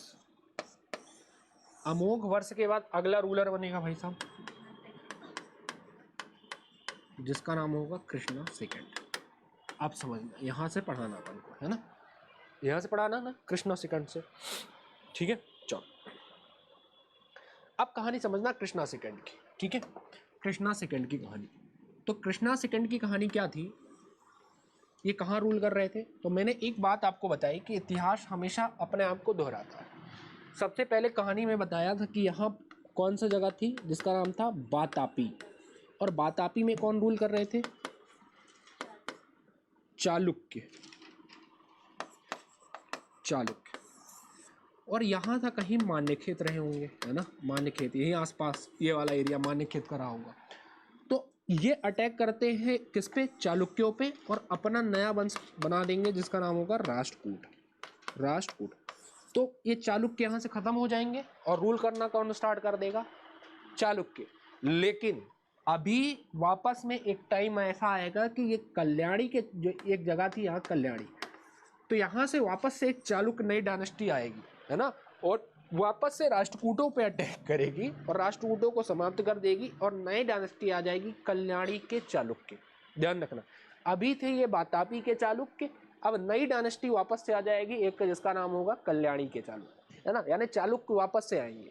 एक बार कहानी पढ़ा होगा आपने इंडियन हिस्ट्री में कि दो आप चालुक्यों के ब्रांच देखने को मिलेगी, एक वातापी के चालुक्य और एक कल्याणी के चालुक्य। पढ़ा है कि नहीं पढ़ा है? ठीक है, तो ये ध्यान रखना, वापस से रिपीटेड होगी, आगे पढ़ाएंगे। इधर से परमार भी आएगा, तो ये कल्याणी के चालुक्य और परमार आपस में भिड़ेंगे और 7 बार इन दोनों के बीच में युद्ध होगा, है ना, कि जो बाक्यपति मुंज होगा, आपने नाम सुना होगा, सी अकदुति का नाम होगा बाक्यपति मुंज, ठीक है। और तैलव सेकंड, तो तैलव सेकंड और बाक्यपति मुंज आपस में भिड़ेंगे। आगे कहानी प्रॉपर समझाऊंगा इनकी, फिर से कहानी आपको बढ़िया सी बताऊंगा कि कैसे भिड़ेंगे एक दूसरे को। और बाक्यपति मुंज क्या करेगा, तैलव सेकंड को 6 बार पराजित करेगा, 6 बार, और 7वीं बार फिर दे पटकेगा ये वापस से तैलव सेकंड और उसको बाक्यपति मुंज को हरा देगा, ठीक है। ये पूरी कहानी है। तो हम कहाँ पढ़ रहे थे, कृष्ण सेकंड से, ठीक है, ध्यान रखना, कृष्ण सेकंड। अब कहानी क्या थी, कहानी समझना वापस से कि ये थे बातापी के चालुक्य, ये बातापी के अब हो गए ये मान्यखेत के राष्ट्रकूट। राष्ट्रकूट में कौन रूलर कर रहा था, गोविंद थर्ड। गोविंद थर्ड के बाद रूलर बना अमोघ वर्ष। अमोघ वर्ष इसके टाइम पे कुछ ज़्यादा खास नहीं हुआ। अमोघ वर्ष के टाइम बेसिकली ये जैन धर्म को फॉलो करना स्टार्ट कर दिया था, और जैन धर्म तुम्हें पता है कि हिंसा पुंसा बिलीव करते नहीं थे, शांति के पथ पे चलते थे, इसलिए ज़्यादा यहाँ पर आपको देखने को नहीं मिलेगा। अमोघ वर्ष के बाद अगला रूलर बनेगा बेटा, जिसका नाम था, मैंने बताया आपको, कृष्णा थर्ड, ठीक है। तो तुम्हें पता था कि ये लगभग यहाँ पर बैठा चुके थे परमारों को, है ना, यहाँ पर मालवा में किसको बैठा दिया था, परमारों को, ठीक है। तो परमारों को बैठा दिया, तो परमार में यहाँ पर रूल कौन करेगा, यहाँ बेटा उपेंद्र राज, है ना। उपेंद्र राज के बाद आगे डायनेस्टी रूल करती रहेंगी। ये उतना पावरफुल रूलर नहीं था, लेकिन यहाँ पर वापस से उज्जैन में एक रूलर, लेकिन ये अंडर किसके था, अभी भी ये ध्यान रखना, मालवा जो अंडर था ये किसके रूल में चल रहा था, अभी भी राष्ट्रकूटों के अंडर में चल रहा था, है ना। तो यहाँ पर इनका ही जो प्रतिहार यहाँ पर पहले रहती थी, तो प्रतिहार अब यहाँ पर सफ़र कर रही थी, बेसिकली दर बदर भटक रहे थे, क्योंकि पता है तुम्हें कि भाई ये पहला जो था, जिसका नाम था प्रतिहार डायनेस्टी का पहला रूलर था त्रिपक्षी संघर्ष में, जिसका नाम था वत्सराज, उसको वो भी बेचारा पराजित हुआ, डिफीट हुआ। फिर वत्सराज के बाद उसका बेटा नागभट्ट भी होगा। तो इसी डायनेस्टी में आगे चलकर एक राजा होगा जिसका नाम होगा मिहिर भोज, ठीक है, ध्यान रखना कि प्रतिहारों में एक राजा होगा जिसका नाम होगा मिहिर भोज। ये डायनेस्टी का, इस डायनेस्टी का सबसे पावरफुल रूलर में से एक था मिहिर भोज, समझना। तो मिहिर भोज क्या करेगा कि राष्ट्रकूटों पे अटैक करेगा, क्योंकि अपनी सत्ता चाहिए ना उसको, ध्यान रखना, क्योंकि अभी तो इधर दर बदर बेचारे भटक रहे हैं, इधर से उधर। समझ में आ रही कहानी, क्यों भटक रहे हैं। अभी हमने बताया ना कि ये जो ये थे गोविंद थर्ड थे, ये हर जगह चाहे प्रतिहारों को जीत लिया था, इधर पालों को जीत लिया था, कन्नौज को भी जीत लिया था, तो इसलिए इन्हें स्वतंत्र सत्ता विचारों की नहीं थी, इधर से उधर ये चलते थे। लेकिन मिहिर इसमें आएगा, मिहिर भोज अपनी वापस से सत्ता, अपने क्षेत्र को वापस से कब्जा करेगा, ठीक है। तो उज्जैनों में किसका रूल चल रहा था, कृष्ण सेकंड का।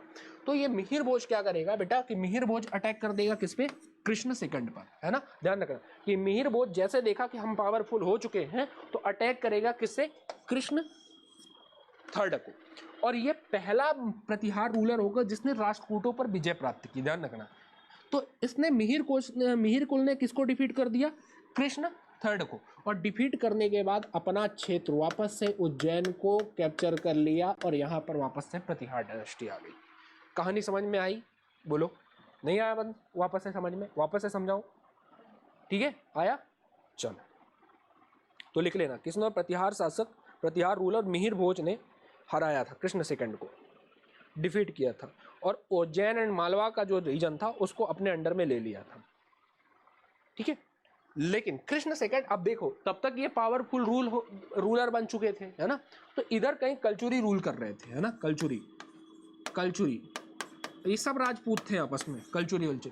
तो कलचुरी नरेश उस समय राजा था जिसका नाम था कोक्कल फर्स्ट।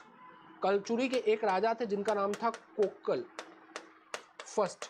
तो कोक्कल फर्स्ट की बेटी थी, इनका विवाह किसके साथ हुआ, मैरिज हुआ था, कृष्ण थर्ड के साथ। तो ये भी लिख लेना कि इनका जो मैरिज हुई थी वो कोक्कल कलचुरी रूलर्स, कलचुरी नरेश कोक्कल फर्स्ट की डॉटर कृष्ण थर्ड के साथ इनका मैरिज हुआ था। कहानी समझ में आई यहाँ तक, ठीक है। तो ये भी ध्यान रखना, ये थे कृष्ण थर्ड। कृष्ण थर्ड के बाद अगला रूलर कौन बनेगा, ये कृष्ण थर्ड। तो कृष्ण थर्ड के बाद अगला रूलर बनेगा बेटा इंद्र थर्ड। अगला रूलर बनेगा इंद्र थर्ड। अब इंद्र थर्ड के बारे में समझना। अभी हमने क्या बोला कि ये जब तक ये डायनेस्टी चलेगी तब तक इन दोनों के बीच में क्या चलता रहेगा, युद्ध चलता रहेगा। ठीक है, इधर देखना, पूरी कहानी समझना। तो वापस से एक बार थोड़ा सा, ये है प्रतिहार, प्रतिहारों की कहानी समझे, प्रतिहारों की कहानी समझना। प्रतिहारों में सबसे पहला राजा कौन हुआ, जहां से त्रिपक्षी संघर्ष स्टार्ट हुआ तो पहला था वत्सराज। थोड़ा सा कहानी चलते रहेगा। वत्सराज के बाद नागभट्ट सेकंड। ठीक है, इधर थे पाल, पाल में राजा कौन है, धर्मपाल। इधर कौन है, बोलो, सॉरी, राष्ट्रकूट, राष्ट्रकूट, राष्ट्रकूट। और राष्ट्रकूट में रूल कौन कर रहा है, सबसे पहले ध्रुव, ध्रुव, ध्रुव के बाद देखो हम वही पढ़ा रहे हैं जिसमें जो भाग लिया है ना, गोविंद थर्ड। क्लियर हो गया यहाँ तक? ठीक है, ये लिख लेना। इसके बाद अगला रूलर बनेगा इसमें मिहिर भोज। आगे चल के इसमें रूलर बनेगा इसका नागभट्ट के बाद अगला, हालांकि इसमें एक नागभट्ट सेकंड के बाद एक राजा आएगा जिसका नाम होगा रामभद्र। तो रामभद्र इंपॉर्टेंट नहीं है, लेकिन जो भाग लेता है उसका नाम होगा बेटा मिहिर भोज, मिहिर भोज, ध्यान रखना, मिहिर भोज, है ना। और इसमें भी बहुत सारे रूलर आ जाएंगे, लेकिन बेसिकली रूलर आएगा जिसका नाम होगा, आगे इसमें एक राजा आएगा जिसका नाम होगा बेटा कृष्ण सेकंड, है ना, कृष्णा, कृष्णा, ये थर्ड होगा, थर्ड होगा कि सेकंड होगा, ठीक है, तो थर्ड। क्लियर हो गया यहाँ तक कृष्णा? हाँ नहीं बेटा, गोविंद, गोविंद थर्ड के बाद आएगा ना, अमोघ वर्ष आएगा सब, हाँ तो उसको सेकंड कर लेना। ठीक है, सेकंड ही तो लिखा है यार, ठीक है, ये ऐसा है, कृष्ण सेकंड। तो गोविंद थर्ड के बाद हालांकि अमोघ वर्ष आएगा, अमोघ वर्ष के बाद जाएगा ये कृष्णा सेकंड। क्लियर हो गया यहाँ तक कहानी? लेकिन मिहिर भोज के बाद इसमें एक रूलर आ जाएगा, ध्यान रखना, मिहिर भोज के बाद। हालांकि इनमें मिहिर भोज के अलग ही कहानी हम पढ़ाएंगे कि मालवा युद्ध कैसे कैसे होगा। तो यहाँ पर धर्मपाल के बाद एक राजा आएगा जिसका इसका बेटा होगा देवपाल, देवपाल, ध्यान रखना। ठीक है, तो मिहिर भोज और देवपाल के बीच में वापस से कन्नौज के युद्ध होगा, ध्यान रखना। और फिर इसमें ये वापस से ये क्या क्या रहेगा, कृष्ण सेकंड के बीच में होगा।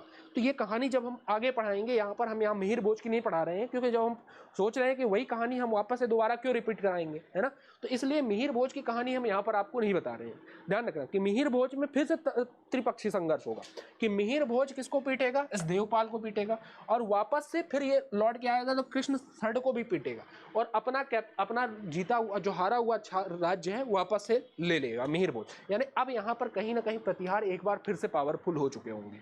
कहानी समझ में आई पूरी की पूरी, ये ध्यान रखना।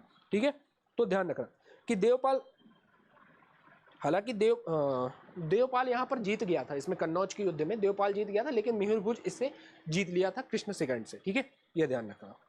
ये कहानी समझ में आई मालवा युद्ध में। तो कहानी समझोगे, वापस से बता दूं, इनकी कहानी बताई दो पूरी, समझ लो। यहाँ पर देखो क्या हुआ कि कृष्ण मिहिर भोज जो था, ध्यान रखना कि इसमें राजा होगा एक चल के आगे। हालांकि यहाँ पर वत्सराज, वत्सराज के बाद नागभट्ट, नागभट्ट के बाद एक राजा होगा जिसका नाम होगा नागभद्र, रामभद्र। तो रामभद्र बेसिकली युद्ध नहीं लड़ता है, रामभद्र एक अयोग्य शासक टाइप का रूलर था। लेकिन यहाँ पर आएगा अगला जो इस डायनेस्टी का सबसे पावरफुल रूलर था, जिसका नाम होगा मिहिर भोज। ठीक है, तो अभी प्रतिहार देख रहे थे कि तुम वत्सराज भी डिफीट हो चुका था, पराजित हो चुका था कहानी त्रिपक्षी संघर्ष में। वहीं पर नागभट्ट सेकंड भी यहाँ पर क्या हो चुका था बेटा, पराजित हो चुका था, है ना। दोनों को, नागभट्ट को, वत्सराज को किसने डिफीट किया था, जरा कहानी बताना कि नागभट्ट को किसने डिफीट किया था। यदि हम ले चले तो, यदि हम यहाँ पर आपस में बताएं कि ठीक है, देखो इधर देखना, नागभट्ट जिसका नाम था, सॉरी, वत्सराज था। कहानी समझना पहले, वत्सराज कौन कौन भिड़ा था सबसे पहले तो ये देख लेना। वत्सराज ज़्यादा अच्छा समझ में आएगा। वत्सराज किससे युद्ध किया था, बोलो, धर्मपाल, ध्रुव से। हम राष्ट्रकूट पढ़ा रहे हैं अभी, ध्रुव से।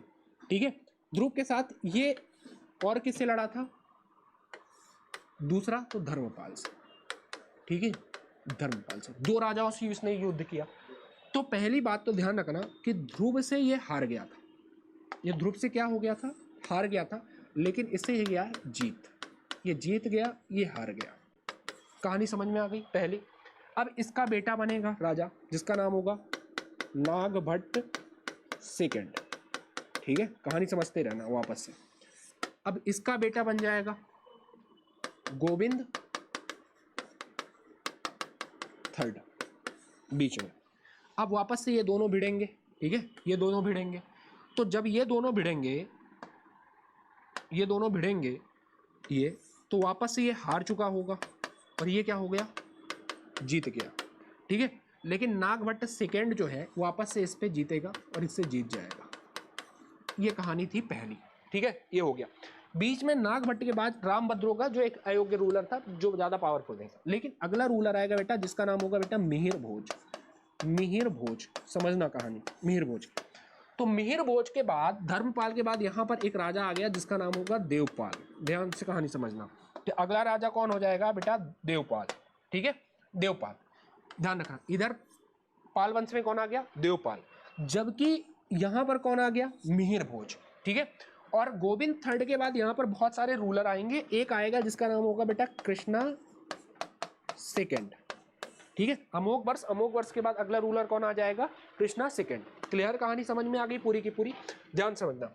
तो अब युद्ध किसको लेकर चल रहा था सबसे ज्यादा कहानी, तो ये बात कन्नौज को लेकर चल रही थी। ठीक है, तो मिहिर भोज वापस से अटैक करेगा अपने क्षेत्र को पाने के लिए। ध्यान रखना कि किस पे अटैक कर देगा। यदि हम अब इसको इरेज कर दें, ठीक है, ये कहानी पूरी समझ में आ गई आपको, ये कहानी पूरी आपस में समझ में आ गई होगी। ठीक है, तो कन्नौज को लेकर युद्ध कौन करेगा, ये कन्नौज वाले एरिया को अटैक करेगा कौन, वापस से मिहिर भोज। अब यहाँ पर रूल ऑलरेडी किसका चल रहा था, देवपाल का। तो देवपाल अब भिड़ेंगे किसके साथ भाई साहब, मिहिर भोज के साथ। ठीक है, तो कहानी मैप में देखते चलना। ठीक है, मैप वाली कहानी कहाँ गई, मैप नहीं है। ठीक है, तो हम बात कर रहे थे कि ये कन्नौज वाला रीजन था, ये कन्नौज। तो ये मिहिर भोज और ये देवपाल आपस में भिड़ेंगे। ध्यान रखना, ठीक है, ध्यान रखना कि देवपाल और कन्नौज में ये आपस में भिड़ेंगे। कहानी समझ में आ गई। तो अब देवपाल इस युद्ध में जीत जाता है और ये भाई साहब क्या हो जाते हैं, हार जाते हैं। कहानी समझ में आ गई कि मिहिर कुल जब करेगा तो मिहिर कुल वापस से अटैक करेगा कन्नौज पर, तो जिसमें देवपाल विनर हो जाएगा और मिहिर कुल क्या होगा, हार जाएगा। लेकिन मालवा पर अभी अधिकार किसका चल रहा है, राष्ट्रकूटों का। अरे भाई इसके सामंत हुआ करते थे ना, ये बैठा के चला गया।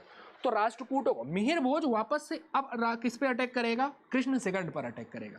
और कृष्ण सेकंड यहाँ पर हार जाएंगे, ये भाई साहब हार जाएंगे और जीतेगा कौन, जीत जाएगा कौन, मिहिर भोज। और जैसे ही मिहिर भोज यहाँ पर जीता मालवा, तो वापस से मालवा पर अपना अधिकार कर लेगा और बन जाएगा यहाँ पर प्रतिहार डायनेस्टी एक बार वापस से स्टेब्लिश हो जाएगी। तो कहानी समझ में आई पूरी की पूरी।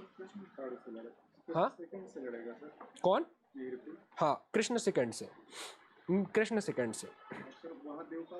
हाँ वहाँ देवपाल से बताया तो मैंने। ये देखो देवपाल जीत गया पहली बार, ध्यान रखना, और मिहिर भोज हार गया था। ठीक है, कहानी समझ में आ गई। देखो कि देवपाल ये भिड़ेंगे कन्नौज को लेकर, पहले समझना कन्नौज को लेकर कौन भिड़ेगा, देवपाल और मिहिर भोज। मिहिर भोज और देवपाल किसको लेकर भिड़ रहे हैं, कन्नौज को लेकर। तो कन्नौज में कौन जीत रहा है, कन्नौज को लेकर देवपाल, जबकि मिहिर भोज क्या हो गया, हार गया।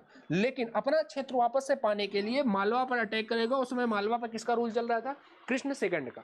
तो जिसमें कृष्ण सेकंड यहाँ पर पराजित हो जाएंगे और मिहिर भोज जीत जाएगा और मिहिर भोज अपना वापस से प्रतिहार वंश को स्टेब्लिश कर देगा। कहाँ पर, मालवा पर एक बार। कहानी समझ में आई पूरी की पूरी। ठीक है, ऐसी कहानी आपको देखने को मिलेगी। लेकिन अभी कहानी खत्म नहीं हुई है, अभी त्रिपक्षीय संघर्ष बेटा चलता रहेगा, है ना, ध्यान रखना। ठीक है, तो इसके बाद अगला रूलर आ जाएगा कृष्ण सेकंड के बाद, बेटा ध्यान रखना अगला रूलर इसमें आएगा जिसका नाम होगा इंद्र थर्ड। अभी कहानी कैसे खत्म हो रही है, इतना आसानी से कैसे हो जाएगी, ठीक है, अभी कैसे हो जाएगी। तो इंद्र सेकंड भाई साहब क्या करेंगे कि अभी देवपाल यहां पर रूल ही कर रहा है ना, तो कन्नौज पर अधिकार किसका है, भाई जीत गया था ना देवपाल, है ना, समझ रहे हो। तो देवपाल का, तो देवपाल भाई साहब को आएंगे, भैया साहब ऐसे कैसे छोड़ दूंगा। तो इंद्र थर्ड साहब ने देवपाल पर अटैक कर दिया। ठीक है, तो इंद्र थर्ड ने किस पे अटैक कर दिया, देवपाल को, और देवपाल से कन्नौज वाला रीजन छीन लिया वापस। यानी त्रिपक्षीय संघर्ष में आपस में ये पूरी फैमिली भिड़ती रहेगी। हम बेटे के बेटे, बेटे के बेटे, बेटे के बेटे, ये भिड़ते रहेंगे आपस में, खत्म। हाँ इंद्र थर्ड जो होगा, इंद्र थर्ड अटैक करेगा बेटा देवपाल पर और देवपाल से कैप्चर कर लेगा वापस से, ध्यान रखना किसको, कन्नौज को। यानी इंद्र थर्ड ने भी त्रिपक्षीय संघर्ष में भाग लिया था। राष्ट्रकूट वाले तो दिखाने चले जाते हैं कि हम पावरफुल है, ठीक है। और जब इंद्र थर्ड रूल कर रहा था तो उस समय अरबी जो एक अरबी ट्रेवलर आया था, अरबी यात्री आया था जिसका अल मसूदी, ठीक है, ये ध्यान रखना कि इंद्र थर्ड के टाइम ही अरबी ट्रेवलर आया था इंडिया जिसका नाम था अल मसूदी। और अल मसूदी ने पता है इंद्र थर्ड भाई साहब को क्या बोला था, ये जो तीनों राजपूत शासक में है ना, ये सर्वश्रेष्ठ राजा, ये युद्ध देखकर ये सबसे अच्छा जो सबसे पावरफुल राजा है ना भाई साहब, ये इसके तारीफ में पुल बात किया गया था अल मसूदी। अल मसूदी जो था अरबी लेखक आया था, ठीक है। यदि मैप में से बात करें अपन, मैप में बात करें अपन तो कुछ कहानी ऐसी चलती है। ये है इंडिया का हमारा प्यारा आधा भाग, ये है बातापी, राष्ट्रकूट या मान्य खेत मान लो, अब तो बातापी हट गया, अब तो मान्य खेत आ गया है ना। तो मान्य खेत के अब आ गए राष्ट्रकूट। और राष्ट्रकूट में कौन रूल कर रहे हैं भाई साहब, इंद्र थर्ड। इधर कौन रूल कर रहा है भाई, प्रतिहार। और पाल डायनेस्टी में कौन रूल कर रहा है, देवपाल है ना, देवपाल। तो इधर से अरब से आते हैं आपके कौन भाई साहब, जिनका नाम होगा अल मसूदी, है ना। ये ट्रेवलर रहता है, एक अरबी ट्रेवलर रहता है, ये इंडिया आते हैं। तो देखा होगा कि भाई साहब भिड़ कौन रहे हैं, इंद्र थर्ड और देवपाल। जीता कौन था, हारा कौन था, कन्नौज को कौन जीत लिया, कन्नौज को कौन कैप्चर कर लिया, इंद्र थर्ड ने। तो भाई साहब ने क्या बोला कि ये अल मसूदी साहब ने बोल दिया, इनकी तारीफों के पुल बांध दिया कि साहब आप तो बहुत ही महान रूलर है। और अपनी बुक में लिख गया कि इस टाइम पे तत्कालीन टाइम में जो सबसे पावरफुल रूलर है इन तीनों में वो कौन है, इंद्रा थर्ड। तो ये क्वेश्चन पूछा जाता है, ध्यान रखना कि किस रूलर के टाइम पर, इंडिया में किस राष्ट्रकूट रूलर के टाइम पर आपको अरबी यात्री जो है अल मसूदी ट्रेवल करते देखने को मिलेंगे, तो इंद्रा थर्ड के टाइम में देखने को मिलेंगे, ठीक है। अगला रूलर है बेटा कृष्णा थर्ड।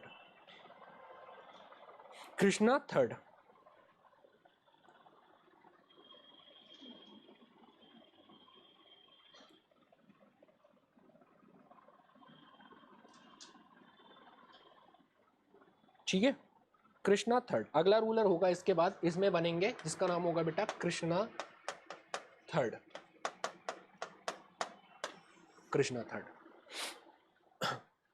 ये इस डायनेस्टी का अंतिम लास्ट पावरफुल रूलर था, ध्यान रखना। कृष्णा जो सेकंड था लास्ट पावरफुल रूलर था, लास्ट रूलर नहीं, लास्ट रूलर होगा कर्क। इस डायनेस्टी का लास्ट पावरफुल रूलर होगा। हाँ, इसके पहले दरबार में एक पोएट रहते जिसका नाम था पोन्न।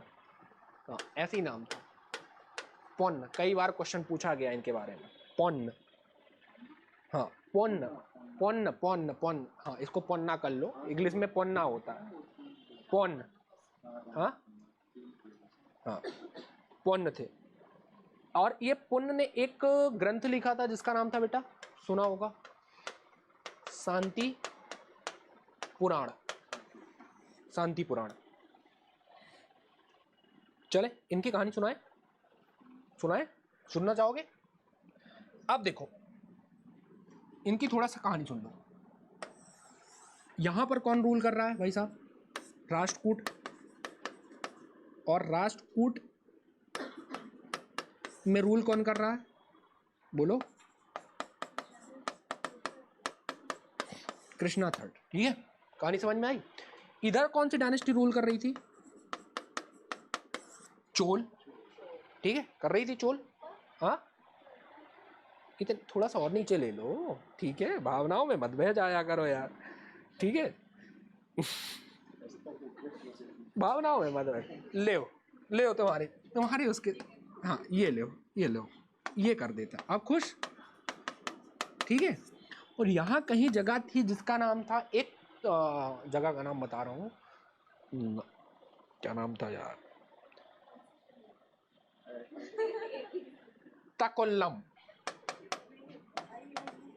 तकोल्लम, ये जगह थी। ठीक है, आप समझना थोड़ा सा। चोल डायनेस्टी अब यहाँ पर कहीं आसपास रही होगी, तकुल्लम एक जगह हुई होगी, पढ़ी होगी आपने इंडिया की हिस्ट्री में, नहीं पढ़ी है? बोलो। हाँ, तो चोल रूलर उस समय था जिसका नाम था बेटा परांतक, पढ़ा है?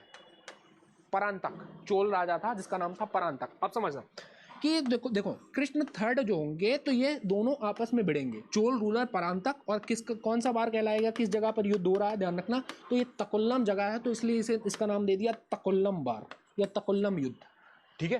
तकुल्लम युद्ध 949 AD में ये युद्ध हुआ था, 949 AD में ये युद्ध हुआ था, ध्यान रखना।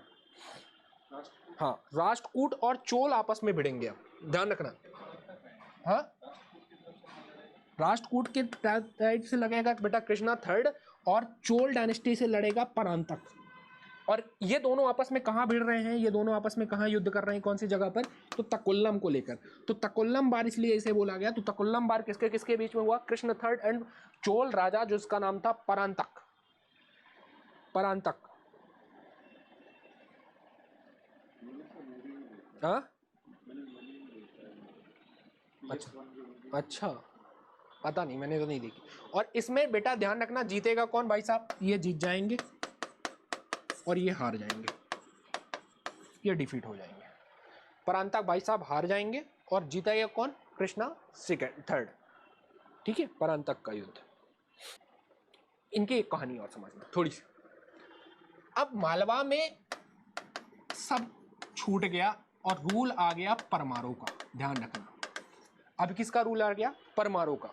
कहानी समझना, तो परमारों का उस समय रूलर था जिसका नाम था सीयक सेकंड, ध्यान समझना, सीयक द्वितीय है ना, सीयक सेकंड। थोड़ा सा कहानी समझना, सीयक अभी बहुत भयंकर गुस्सा आएगा, और इतना भयंकर गुस्सा आएगा कि इसने पूरे राष्ट्रकूटों की शाखा को ही नष्ट कर देगा, सीयक सेकंड को, और बागीपति मुंज जो भी बचे होंगे कि पूरी मान्य खेत को नष्ट कर देंगे। ध्यान रखना कि अभी आएंगे बागीपति मुंज, इसमें कहानी वापस से हम स्टार्ट करेंगे एक बार, तो ध्यान रखना कि बहुत ज़्यादा तो नहीं हो रहा आप लोगों को, ये है ना, समझना। तो राष्ट्रकूट रूलर था जिसका नाम था कृष्ण सेकंड। थोड़ा सा कहानी समझते हैं हम, इसीलिए अकॉर्डिंग टू पढ़ा रहे हैं, है ना, अकॉर्डिंग से पढ़ा रहे हैं। अभी जब ये डायनेस्टी आएगी तो आपको और चीज़ें क्लियर होती चलेंगी, अभी तो हमें सिर्फ पढ़ा रहे हैं राष्ट्रकूट को। अभी वापस से फिर से एक बार यही पढ़ोगे कि जब हम परमार आपको प्रतिहार पढ़ाएंगे तो प्रतिहारों में फिर से यही राजा देखने को मिलेंगे, परमार पढ़ाएंगे तो फिर यही राजा होगा, तो आपको तीनों चीज़ें आपस में एक दूसरे से लिंक हो जाएंगे। ध्यान रखना कि अब मालवा पे किसका रूल चल रहा है भाई साहब, परमार का, और परमारों का राजा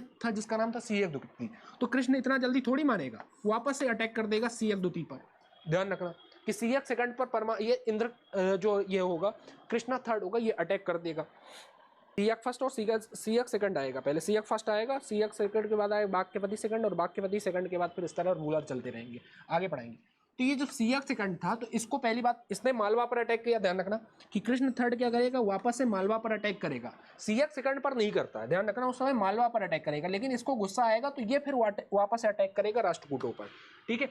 अभी इनके पूर्वजों की ससुराल आपको देखने को मिल रही थी, कहाँ थी जरा ध्यान करो थोड़ा सा। मैंने बताया था इनके दादा ओदा जी की, जिनके नाम थे कलचुरी, याद है, कलचुरियों में ससुराल थी इनकी। तो अब देख रहे हैं कि कलचुरी भी कमजोर हो रहे हैं, तो ये कलचुरियों पे अटैक कर देगा, ये भी ध्यान रखना। कृष्ण सेकंड थर्ड, हाँ, लक्ष्मण राज कलचुरी रूलर होंगे, तो लक्ष्मण राज पर ये कृष्ण थर्ड हटाएगा। तो अब इसने किस पे अटैक किया, थोड़ा सा एक बार और समझने ना। कृष्ण थर्ड किसको हराया, पहली बात तो चोल नरेश, चोल राजा किसको, परांतक को, ठीक है। कहानी समझ में आई, किस वार में लड़ाया, तो कल्लम है ना, ऐसे कुछ नाम है, तो कल्लम जो भी हो, ध्यान रखना, वेटालाप तो कल्लम। इसके बाद अगला ये कहाँ पर अटैक करेगा, कृष्णा सेकंड कहाँ पर अटैक करेगा, मालवा पर, मालवा अटैक करेगा, और कहाँ करेगा, कलचुरी पर, कलचुरी। और कलचुरी के रूलर उस समय कौन थे, लक्ष्मण, ठीक है, लक्ष्मण लिख लो, लक्ष्मण राज इनका पूरा नाम था। कहानी समझ में आ गई। तो ये इससे इतने जगह इन्होंने वॉर लड़ा, और ये कौन था भाई साहब, कृष्णा थर्ड राष्ट्रकूट, राष्ट्रकूट। नहीं भाई, हारेंगे क्यों, ये सबको हराएंगे, ये कहीं हारता नहीं। चले आगे कहानी समझे, ठीक है। अब देखना, इनके बाद यहां से जैसे ये युद्ध हुआ, अब हम थोड़ा सा हटा रहे हैं इनको, कुछ चीजें इंपॉर्टेंट यहां से पढ़ना है, ये तो छोड़ो, कहानी समझो त्रिपक्षी संघर्ष की। अभी त्रिपक्षी संघर्ष थोड़ी खत्म हुआ, अभी तो बहुत खतरनाक युद्ध होगा, अभी तो युद्ध कराना बाकी है, मेन युद्ध जो फाइनल होगा। अभी तो निर्णय निकालेंगे ना सर, ऐसे थोड़ी छोड़ दोगे आप। अभी तो जीत की कहानी सुनाओ ना, अभी तो कौन जीतेगा, फाइनल किसका कैप्चर होगा। अभी कन्नौज तो अभी फाइनल किसी के अंडर में आए नहीं ना, अभी बाद में तो अभी आएंगे और रूलर। देखो ये है राष्ट्रकूट। राष्ट्रकूट में राजा कौन बना, कृष्णा थर्ड। कृष्णा थर्ड ने, अभी तुमको हमने एक जगह अटैक बताया कि अटैक किया था कहां पर, मालवा पर। मालवा पर उस समय रूलर था जिसका नाम था सियक द्वितीय। हालांकि इनके पिताजी रहेंगे जो कमजोर रूलर रहे होंगे उस टाइम। सियक द्वितीय राजा बनेगा, इनका बेटा होगा जिसका नाम होगा खोटिक। ये एक अयोग्य रूलर होगा, खोटिक, ठीक है। अगला रूलर होगा इसमें खोटिक। तो सियक सेकंड बेटा वापस से अटैक करेगा, बहुत ज्यादा गुस्से में होगा कि तूने इतनी हिम्मत हो गई कि मेरे राज्य पर अटैक कर दिया, है ना। तो ध्यान रखना कि सियक जो सेकंड होगा, तो सियक सेकंड को बहुत ज्यादा गुस्सा आएगा, बहुत ही भयंकर वाला। और जब भयंकर वाला गुस्सा आएगा तो अटैक कर देगा खोटिक पर, और खोटिक को जैसे ही अटैक करेगा, तो ये जगह थी मान्यखेत, है ना, मान्यखेत के राष्ट्रकूट थे ना, पढ़ा रहे। तो खोटिक ने जैसे ही कहां पर अटैक करेगा, इनकी कैपिटल राजधानी पर। तो खोटिक को पहले तो हराएगा, डिफीट करेगा, मार डालेगा, और इनकी जो राजधानी थी तो पूरी तरीके से राजधानी को नष्ट कर दिया। कहते अब तुम रहने लायक नहीं बचाओगे, तुम्हारा खानदान हम यहाँ पर मिटाए दे रहे हैं, ध्यान रखना। तो ये कहानी आपको यहाँ देखने को मिलेगी, ठीक है।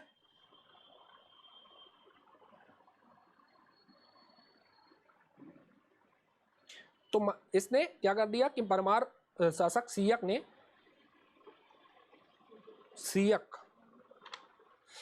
सियक ने मान्यखेत में आक्रमण करके इसे नष्ट कर दिया पूरी तरीके से, ठीक है, लिख लेना। अब लास्ट रूलर होगा इसका कर्क। अगला लास्ट रूलर होगा इस डायनेस्टी का। खोटिक के बाद अगला राजा बनेगा जिसका नाम होगा कर्क, ठीक है, कर्क। चलो, तो हमने देखा कि इसने हटाया किसने, कर्क सेकंड को, खोटिक को, और कर्क राजा होगा तो ये भी लास्ट में मर जाएगा, ध्यान रखना, है ना। अब यहाँ पर आएंगे, एक वंश आएगा जिसका नाम होगा कल्याणी के चालुक्य। कल्याणी के चालुक्य समझना, कल्याणी के चालुक्य। इसमें एक राजा होगा जिसका नाम होगा तैलप सेकंड, ठीक है, ध्यान रखना।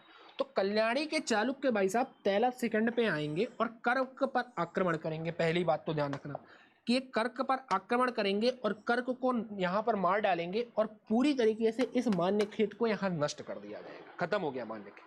अब मैंने क्या बोला था कि राष्ट्रकूट ने मान्यखेत यहाँ पर बताया, मतलब बनाया था, किसको हटाकर, बोलो कौन से चालुक्य थे यहाँ पर, वातापी के चालुक्य, ठीक है, क्लियर हो गया। मैंने क्या बोला, इतिहास दोहराता है, इतिहास कभी भी अपने आप को वापस से रिवर्स में लेके चलता है। तो वातापी के चालुक्यों को हटाकर मान्यखेत के राष्ट्रकूट आ गए। अब तैलप सेकंड कल्याणी के चालुक्य को आएंगे, तो राष्ट्रकूटों को हटाकर अब यहाँ पर कौन किसकी स्थापना कर देंगे भाई साहब, बोलो। अब ये पूरी तरीके से नष्ट हो गया, राष्ट्रकूट खत्म, राष्ट्रकूट यहाँ से खत्म, नष्ट हो गया। अब यहाँ पर आ जाएंगे, अगला रूलर आ जाएगा यहाँ पर। अब ये बन जाएगा भाई साहब कौन, कल्याणी के चालुक्य, ठीक है। अब इसकी डायनेस्टी एक आ गई जिसका नाम होगा कल्याणी के चालुक्य, ठीक है। ये आ जाएंगे यहाँ पर कल्याणी के चालुक्य। अब समझना, मालवा पे कौन रूल कर रहा था, सियक सेकंड। इसका एक दत्तक पुत्र होगा, सन होगा, जिसका नाम होगा वाक्यपति मुंज,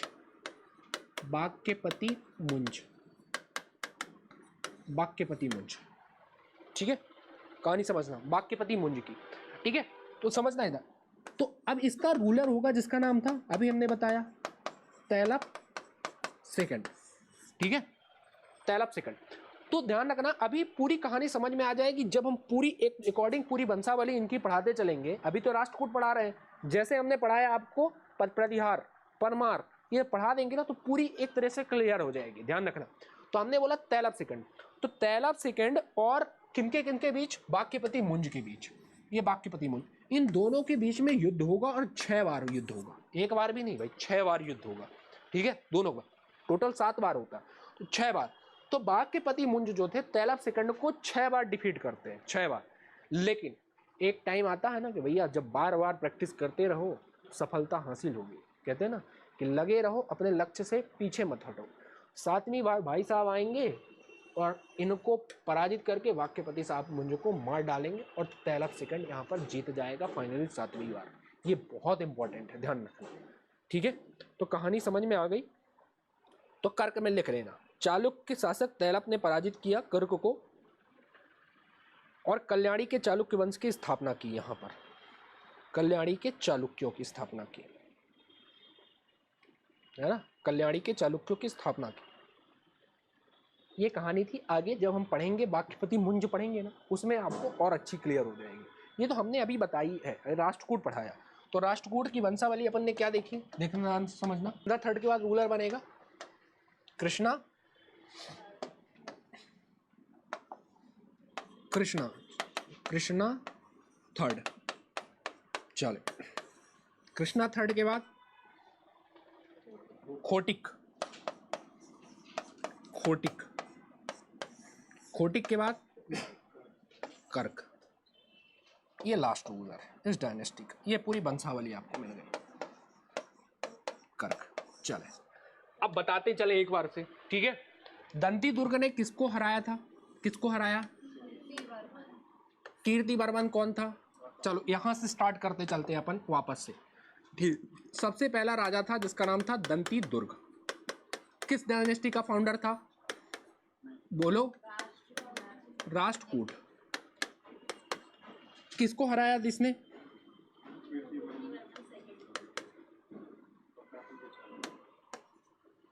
बोलते चलो भाई। कीर्ति वर्मन। ये किस डायनेस्टी का रूलर था?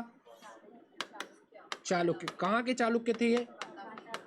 बातापी के, बातापी के चालुक्य। इसको हराया और हराने के बाद इसने अपने राज्य की स्थापना की। अभी नहीं हराया, अभी नहीं किया, इसको हराया। फिर कहाँ पहुंचा ये? उज्जैन। उज्जैन में पहुंचा तो उज्जैन में इस समय रूलर था जिसका नाम था नागभट्ट फर्स्ट। ये नागभट्ट फर्स्ट किस डायनेस्टी का रूलर था? प्रतिहार। इसको हराएगा कि नहीं हराएगा? हराएगा। और यहाँ पर हराएगा तो यहाँ पर एक दान दिया उज्जैन में जिसका नाम था हिरण्यगर्भ दान। और जब हिरण्यगर्भ दान दिया तो इसने अपने नए वंश की स्थापना की और इसका नाम क्या था? राष्ट्रकूट वंश। और ये राष्ट्रकूट वंश कहाँ बना? क्या? कहाँ वत्सराज को हराएगा भैया? फाउंडर है ये, मतलब सॉरी, अभी भी दंती दुर्ग तो लगभग यहाँ पर रूल कर रहा होगा ना, यहाँ आसपास, है ना। तो अभी भी थोड़ा बहुत राष्ट्र आपके चालुक्य बचे होंगे। तो इसके चाचा जी, किसके? दंती दुर्ग के चाचा जी, जिनका नाम होगा कृष्णा फर्स्ट। ये अटैक कर देंगे किस पे? पूरी तरीके से चालुक्यों पे। और चालुक्यों की पूरी शक्ति को क्या कर दिया? नष्ट कर दिया। और यहाँ जहाँ बातापी था, अब ये पूरे साम्राज्य में क्या फैल गया? मान्यखेत। और ये मान्यखेत की क्या बन गए? राष्ट्रकूट। समझ में आया? राष्ट्रकूट। चले आगे बढ़े। कृष्णा सेकंड के बाद यहाँ पर एक राजा होगा जिसका नाम होगा गोविंद। इसके बारे में कोई खास जानकारी नहीं बची। अगला रूलर होगा ध्रुव। यहाँ से स्टार्ट होता है क्या? त्रिपक्षी संघर्ष। ठीक है, त्रिपक्षी संघर्ष में कौन कौन से डायनेस्टिक रूल भिड़े थे? पाल, प्रतिहार। ठीक है, ध्यान रखना। तो पाल कहाँ थे? रूल कर रहे थे बंगाल वाले रीजन में। मालवा में, उज्जैन वाले में कौन सा रूल कर रहे थे? प्रतिहार। और ये मान्यखेत के राष्ट्रकूट थे ही। ठीक है, तो प्रतिहारों की तरफ से कौन लड़ेगा? पहला राजा जो त्रिपक्षी संघर्ष में, ध्यान रखो, पहला राजा वत्सराज। पाल में धर्मपाल, राष्ट्रकूट में। ठीक है, ध्यान रखना। तो ये तीनों आपस में पहला, यहां से स्टार्ट होता है क्या? त्रिपक्षी संघर्ष की शुरुआत। किस शहर को लेकर स्टार्ट हुआ था? कन्नौज को लेकर। ठीक है, तो अब कौन किसको हराया? सबसे बड़ा चैलेंजिंग ये रहता है। ठीक है, तो वत्सराज ने किसको हराया सबसे पहले? धर्मपाल को। फिर वत्सराज को किसने हराया? ध्रुव। ध्रुव कौन था? राष्ट्रकूट। क्लियर हो गया यहाँ तक? ठीक है। अब जब ये हो गया पहला कहानी, फिर इसके बाद राष्ट्रकूट के बाद, ध्रुव के बाद अगला राजा कौन बनेगा राष्ट्रकूटों में? गोविंद। गोविंद थर्ड। ठीक है, कहानी समझ में आ गई गोविंद थर्ड की? गोविंद थर्ड। गोविंद थर्ड जैसे बना और प्रतिहारों में अब राजा चेंज हो गया, तो इधर हम प्रतिहार भी लिखते चलते हैं। ठीक है, इधर हम लिखते चलते हैं प्रतिहार। प्रतिहार में रूलर बना जिसका नाम था वत्सराज। वत्सराज। ठीक है, वत्सराज। वत्सराज के बाद अगला रूलर बनेगा नागवट सेकंड। ठीक है, कहानी समझना। तो अब कौन कौन भिड़ेगा? पहली बात तो धर्मपाल अभी भी बैठा है, धर्मपाल तो नहीं है ना। कौन कौन से राजा बदल गए थे? सिर्फ प्रतिहारों में बदल गया, तो प्रतिहारों में कौन आ गया? नागभट्ट सेकंड। और राष्ट्रकूटों में कौन आ गया? गोविंद थर्ड। लेकिन क्या पाल वंश अभी हटा? नहीं, अभी राजा कौन है? धर्मपाल। तो ध्यान रखना, मैंने कहानी एक बताई कि जैसे ध्रुव ने किसको हराया था? वत्सराज को, तो वत्सराज मालवा छोड़ के भाग गया था। अब मालवा और कन्नौज को मौका पर आके पाकर कौन कैप्चर कर लिया था? धर्मपाल कैप्चर कर लिया यहाँ तक। तो धर्मपाल जैसे कैप्चर कर लिया, तो अब वापस से हमको लेना, अपने राज्य तो लेना पड़ेगा ना। तो इसका बेटा आएगा, किसका बेटा आएगा? वत्सराज का। वत्सराज का बेटा जिसका नाम था नागभट्ट। नागभट्ट सेकंड आया। कहाँ पर अटैक किया? सबसे पहले कन्नौज पर। कन्नौज पर अटैक किया तो किसको पराजित किया? धर्मपाल को हराया वहां से। ठीक है, धर्मपाल से हराया। धर्मपाल से हराएगा तो, लेकिन धर्मपाल भाई साहब को आएगा तो गुस्सा, है ना, कि हम तो हार ही गए हैं। तो इसमें किसको संदेश भेजा है? गोविंद थर्ड को, कि भैया ऐसे तुम्हारे बारे में ये बोल रहा था, है ना, अब तुम्हारी गोटी गोटी काटने की बात कर रहा था, है ना। तो गोविंद थर्ड जी को आएंगे, वापस से क्या करेंगे? इधर आएंगे। तो किसको मारेंगे पहले? गोविंद थर्ड जी किसको हराएंगे? नागभट्ट सेकंड को। तो बोलेंगे बुड़बक तू तो बड़ा सयाना हो चुका है, अभी तेरे को कैसे छोड़ दूंगा मैं, है ना, तूने मेरे को भड़काया था। तो बुड़बक मालवा पे कैप्चर कर लिया था। बुड़बक मतलब धर्मपाल की बात कर रहे थे। अब सयाना हो गया होगा ना, बुढ़ा हो गया होगा भाई, कब से यार 2-2 पीढ़ियों की याद चल रही है। तो वापस से गोविंद थर्ड जी अभी यंग होंगे, तो इसको बुड़बक को क्या कर दिया? डिफीट कर दिया और इससे कैप्चर कर लिया, मालवा को ले लिया। मालवा को ले लिया राष्ट्रकूट में, और इसका अपना एक अधिकारी को बैठा दिया कहाँ पर? मालवा में, जिसका नाम होगा उपेंद्रराज। उपेंद्रराज क्या करेगा? बाद में चलकर परमार वंश की स्थापना करेगा, बाद में चलेगा, अभी नहीं करेगा, कुछ टाइम बाद करेगा। ठीक है, गोविंद थर्ड के बाद अगला रूलर होगा जिसका नाम होगा अमोघवर्ष। अगला रूलर कौन होगा? अमोघवर्ष। लेकिन ये शांति वाला था, ये ज्यादा लड़ाई दंगे में काम ध्यान नहीं रखता था। ठीक है, अमोघवर्ष। अमोघवर्ष के बाद एक रूलर होगा जिसका नाम होगा कृष्ण सेकंड। ठीक है, तो कृष्ण सेकंड क्या करेगा कि अब कृष्ण सेकंड वापस से भिड़ेगा किसके साथ? अब यहाँ पर आ जाएंगे, तब तक प्रतिहार यहाँ पर थोड़ा सा कमजोर हो चुके होंगे। ठीक है, तो प्रतिहारों राजों का एक राजा आ जाएगा एक टाइम बाद जिसका नाम होगा मिहिर भोज। ठीक है, ध्यान रखना। तो मिहिर भोज को इसने क्या किया? डिफीट किया। ध्यान रखना, क्या किया? मिहिर भोज को पराजित करेगा। अरे कृष्णा सेकंड अगला राजा होगा, है ना इसमें गोविंद। हाँ वही बात है, अमोघवर्ष, सॉरी, अमोघवर्ष के बाद अगला रूलर आएगा जिसका नाम होगा कृष्णा सेकंड। तो कृष्णा सेकंड अब किससे पराजित हो जाएगा? मिहिर भोज। मिहिर भोज कौन था? प्रतिहार, परमार नहीं, प्रतिहार, है ना, ये बहुत कंफ्यूज होता है। प्रतिहार, परमार, ये 4 राजा होंगे, प्रतिहार, परमार, चालुक्य और 2 चाचा 2 पापा। ठीक है, चाचा पापा, ये क्षत्रिय रूलर होंगे, है ना, राजपूत हैं ये, राजपूत। चौहान, चालुक्य, परमार और प्रतिहार। ठीक है, ये चाचा और पापा, ये चौहान रूलर, ये राजपूत रूलर होंगे, और ये राजपूतों की कहानी बताएंगे कि कैसे उदय हुआ इनका। ठीक है, तो कहानी आ गई यहाँ तक। तो हमने बोला कि प्रतिहार नरेश कौन आ जाएगा यहाँ पर? अगला रूलर मिहिर भोज। मिहिर भोज किसको हराएगा? कृष्णा सेकंड को, और अपना क्षेत्र कैप्चर कर लेगा जिसका नाम होगा मालवा, यहां से ले लिया। इसके बाद आएगा इंद्र थर्ड। ठीक है, ध्यान रखना। तो इंद्र थर्ड में अब रूल कौन कर रहा है यहाँ पर? देवपाल। तो देवपाल को पराजित करेगा ये, ध्यान रखना। ठीक है, देवपाल को भराएगा, त्रिपक्षीय संघर्ष में वापस से ये भाग लेता है। कौन? इंद्र थर्ड। अगला रूलर कौन होएगा? इंद्र थर्ड। हाँ क्या? कृष्णा सेकंड के बाद अगला रूलर होगा इंद्र थर्ड। ठीक है, इसके बाद आएगा कृष्णा थर्ड के बाद आएगा खोटिक के बाद आ जाएगा कर। इस तरह से ये पूरी डायनेस्टी खत्म। ठीक है, इसमें कुछ चीज़ें होंगी जैसे कि आपको आर्ट एंड कल्चर इसमें लिख लेना, है ना, लिखा दूं क्या? राष्ट्रकूट शासक थे इसमें एलिफेंटा की गुफाओं का और एलोरा की गुफाओं का